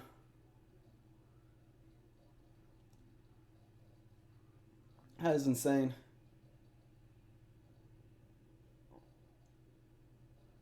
I just thought he had Land of the Dead. I was trying a miracle. I don't think I had any outs against Land of the Dead, and I was doing everything there. So I should have played against other things. That's brutal. Like if I was oblivious to Land of the Dead there, cleared his minions, and then just went face, I win there.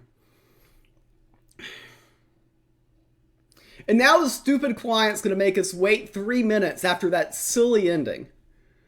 This game is so stupid, chat. I swear that they have some programming in the game right now where they're like, oh, you just lost a really stupid game on your weekend ranked. We're going to make you wait 3 minutes. We're going to make you wait 3 whole minutes. This is absolutely stupid. This is stupid. The thing is, this only happens after a loss, chat. This only happens after a loss. They do this to make you more mad. They do this to make you hate the game more. This is an intentional thing they have done in the programming just to piss you off. I mean, I swear, this is definitely a thing. I can't be the only person in the game recognizing this, okay? Like, we've lost 4 games. And this is the second time this has happened to us. The second time. And this has not happened to us on any of our 19 wins. It hasn't. And it's not just this weekend. It's other weekends too. It's always after a stupid loss where you lose a game just like we did. If I played that any other way, I don't lose the canopic order. I wasn't thinking about canopic order, to be quite honest. But now we're unbelievable. I mean, you can't make this stuff up. You can't make this stuff up. I mean, this is clearly something they have intentionally programmed. And I can't be the only person here who recognizes that.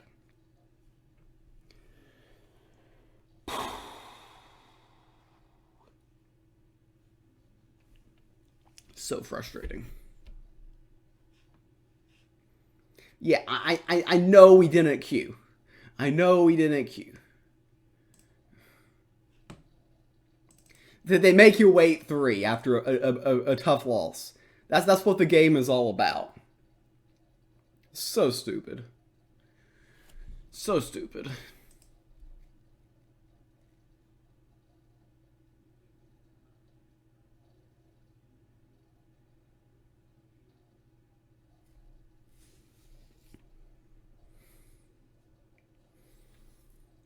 We'll see if we can queue this time.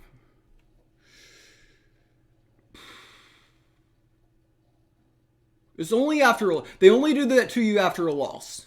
You never win a game and that happens. You never win a game and that happens. It's always a loss. Always a loss. Unbelievable.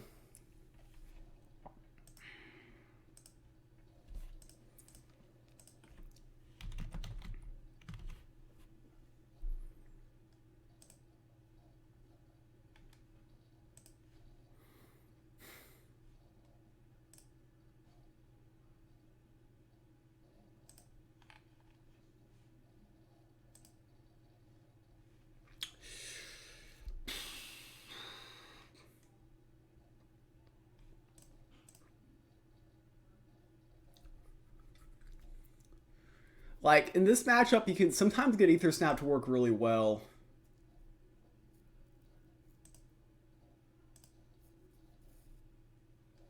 Okay, this ended up being a good mulligan. The last 2 cards ended up making it.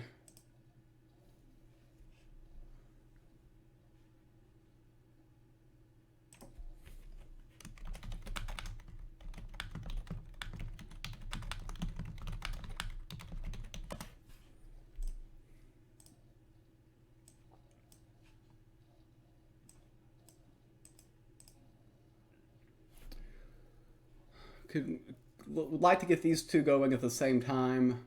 Not eager to kill any of his minions while the Pyramid Warden's on the board.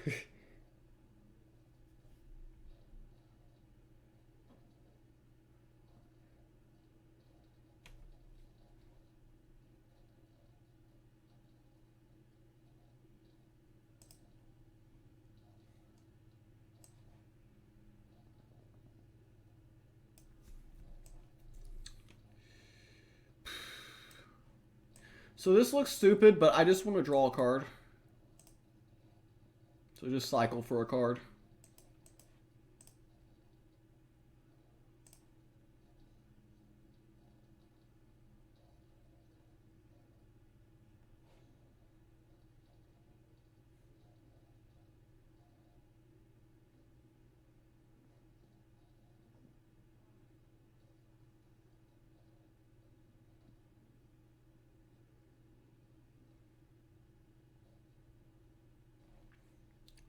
Probably gonna kill this. Okay.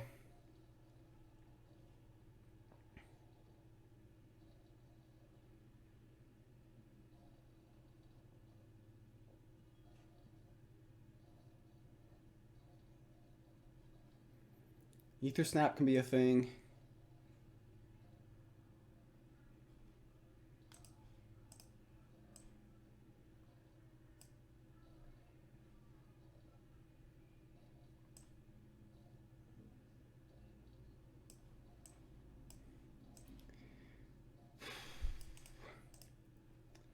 I'm just going to play Enraged Ally. I want minions on board here. Just apply the pressure.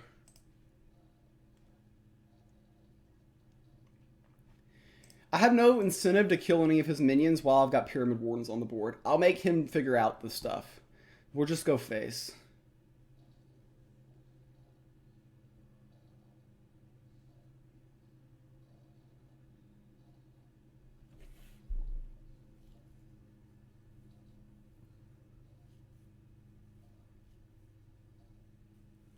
So unannounced arrival is going to get anything good?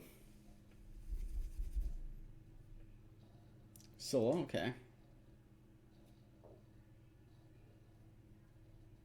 Scylla's an interesting one. I think I got a killer.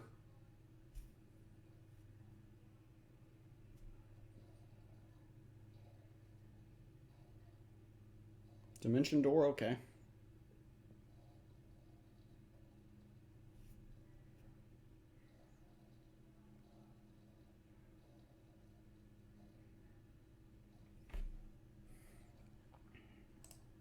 I think we have to kill Scylla.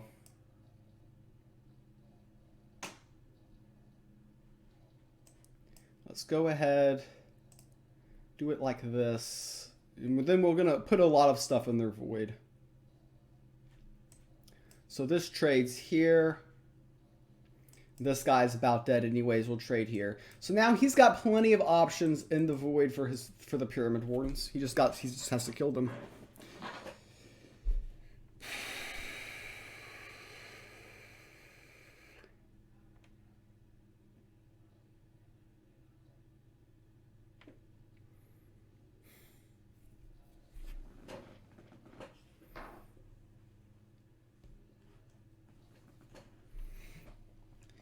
Okay, Palace Wand.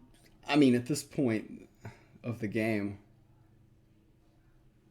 Okay, they'll get the ward off of these. I think he's just too far behind, though, to be honest.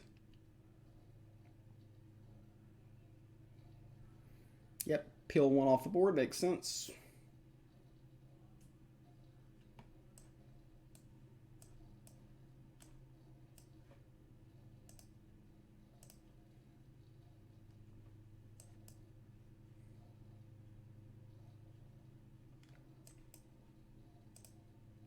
That deals 7. I'm actually threatening lethal with this, and this to the face.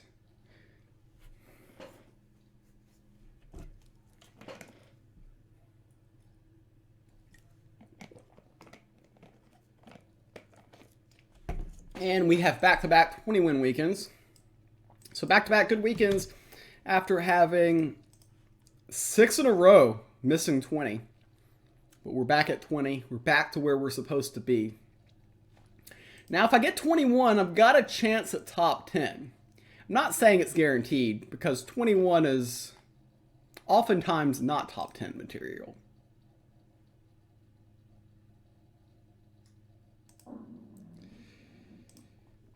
Oftentimes not. But we got a chance at 21 at top 10. We don't have a chance of 20 at top 10. Chance of 21. 21's there's a chance.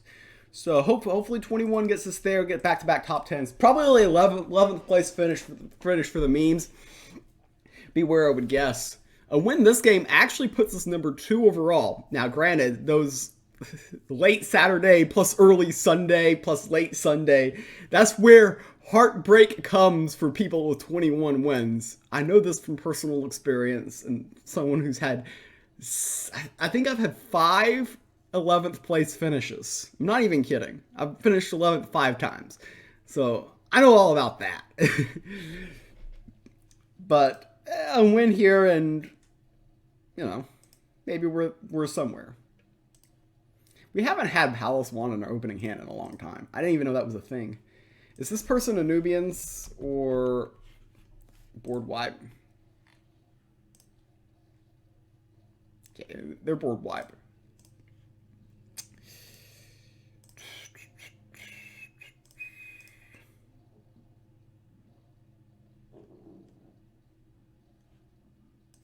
I'm going to save my pip because I don't have a turn 2 play. You could argue playing that's okay. They do have one Iron Tooth Goblin. I just got to hope they don't have it. Okay.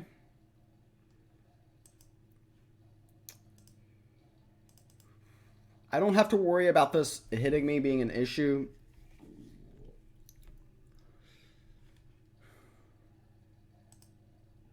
They're playing board wipe, so they can attack me.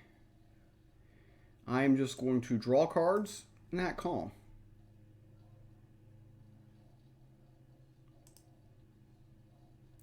Next turn we might kill a minion. Good start for them to have 2 ramp cards already.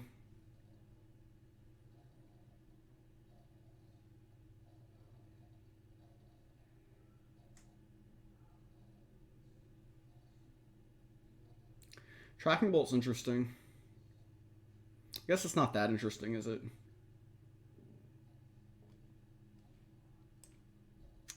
Maybe I stick with kind of the original idea here. I should have used, yeah. Play mistake. Should have used this first. They'll probably just do this and this.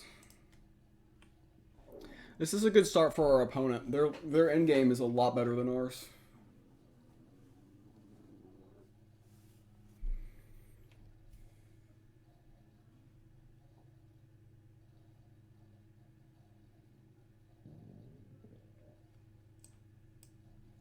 So we're going to reduce the Unbound Flames. Probably going to play the Unbound Flames next turn.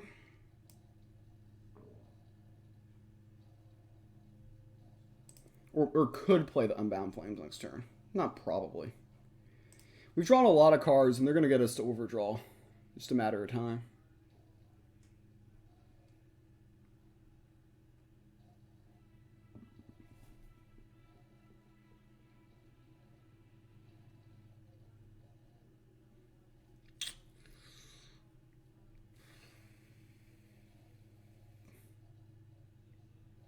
Okay, so they're baiting this. I think we just have to fall for the bait.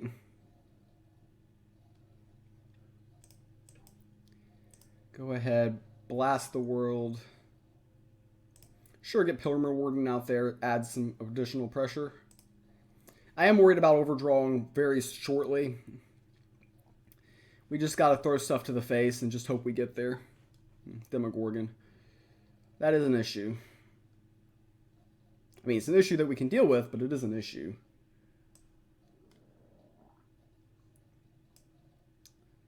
This.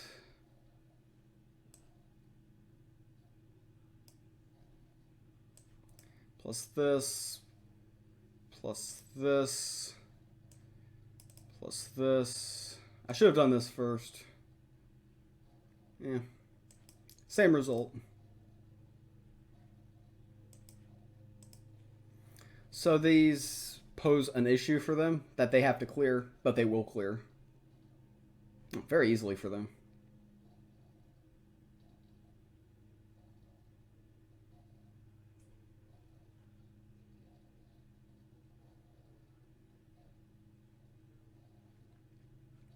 Interesting, just a nibble.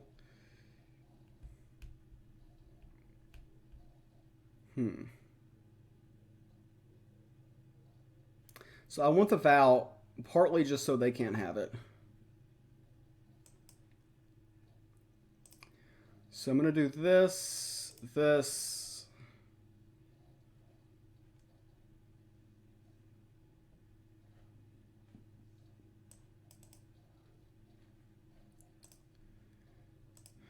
Use the Vow to kill this. Can use cost reduction the Vow.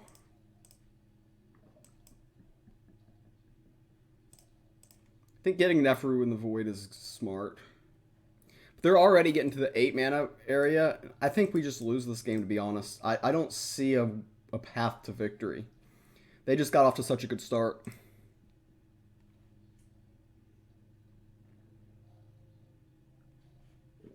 Interesting the APOC on that board. Probably not what I would have done, but I think that this is an advantageous spot for my opponent. Ether Snaps are appealing. This is an interesting card for me. We're at 6, and we're getting a card from this, so I'm not going to activate this. I fully expect another AoE. I'm not foolish, but I still got to apply the pressure. Okay, Necroceptor. Not what I expected. Interesting.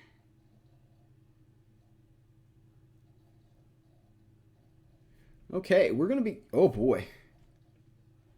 Let's get spicy, y'all. Let's get spicy. I mean, they either have a second APOC or they don't, right? I mean, I guess they did waste one already, but... This can't be a really bad move. This can only be a moderately bad move.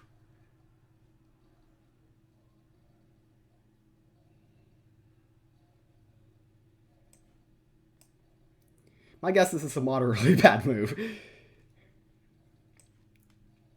Hey, you never know.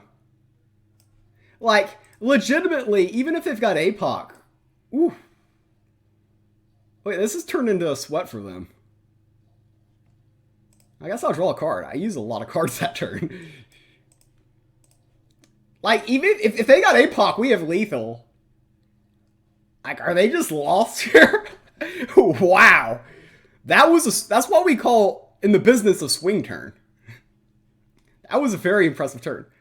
I don't think that's enough for them. We got double Worm Breath. I guess if they have Just a Nibble, they live. Or do they? Because we got this. Oh, well, yeah, yeah, exactly. They got back to McGorgon, but Apocalypse Now kills it. Okay, they bought a rune, but they can't do anything with it. Oh, man, that was insane. That was insane. Oh, boy.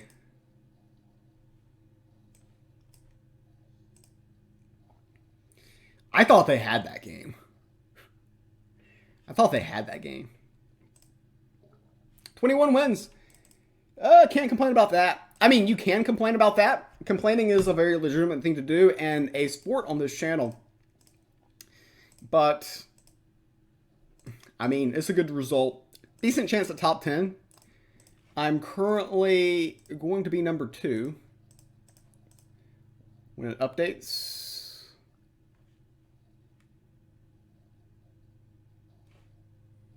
Yeah. So my tiebreakers are going to put me number 2, behind Pop Smoke Perp, and ahead of Octopus Aldoc. Scores have been lower this week. Chance to 21's top 10. It's a chance. All right, everybody. Thank you for watching. Successful weekend ranked back-to-back in a row with this Magic deck that everyone loves to hate. I mean, if you can't beat them, just join them. Haters gonna hate all y'all. Have a good day.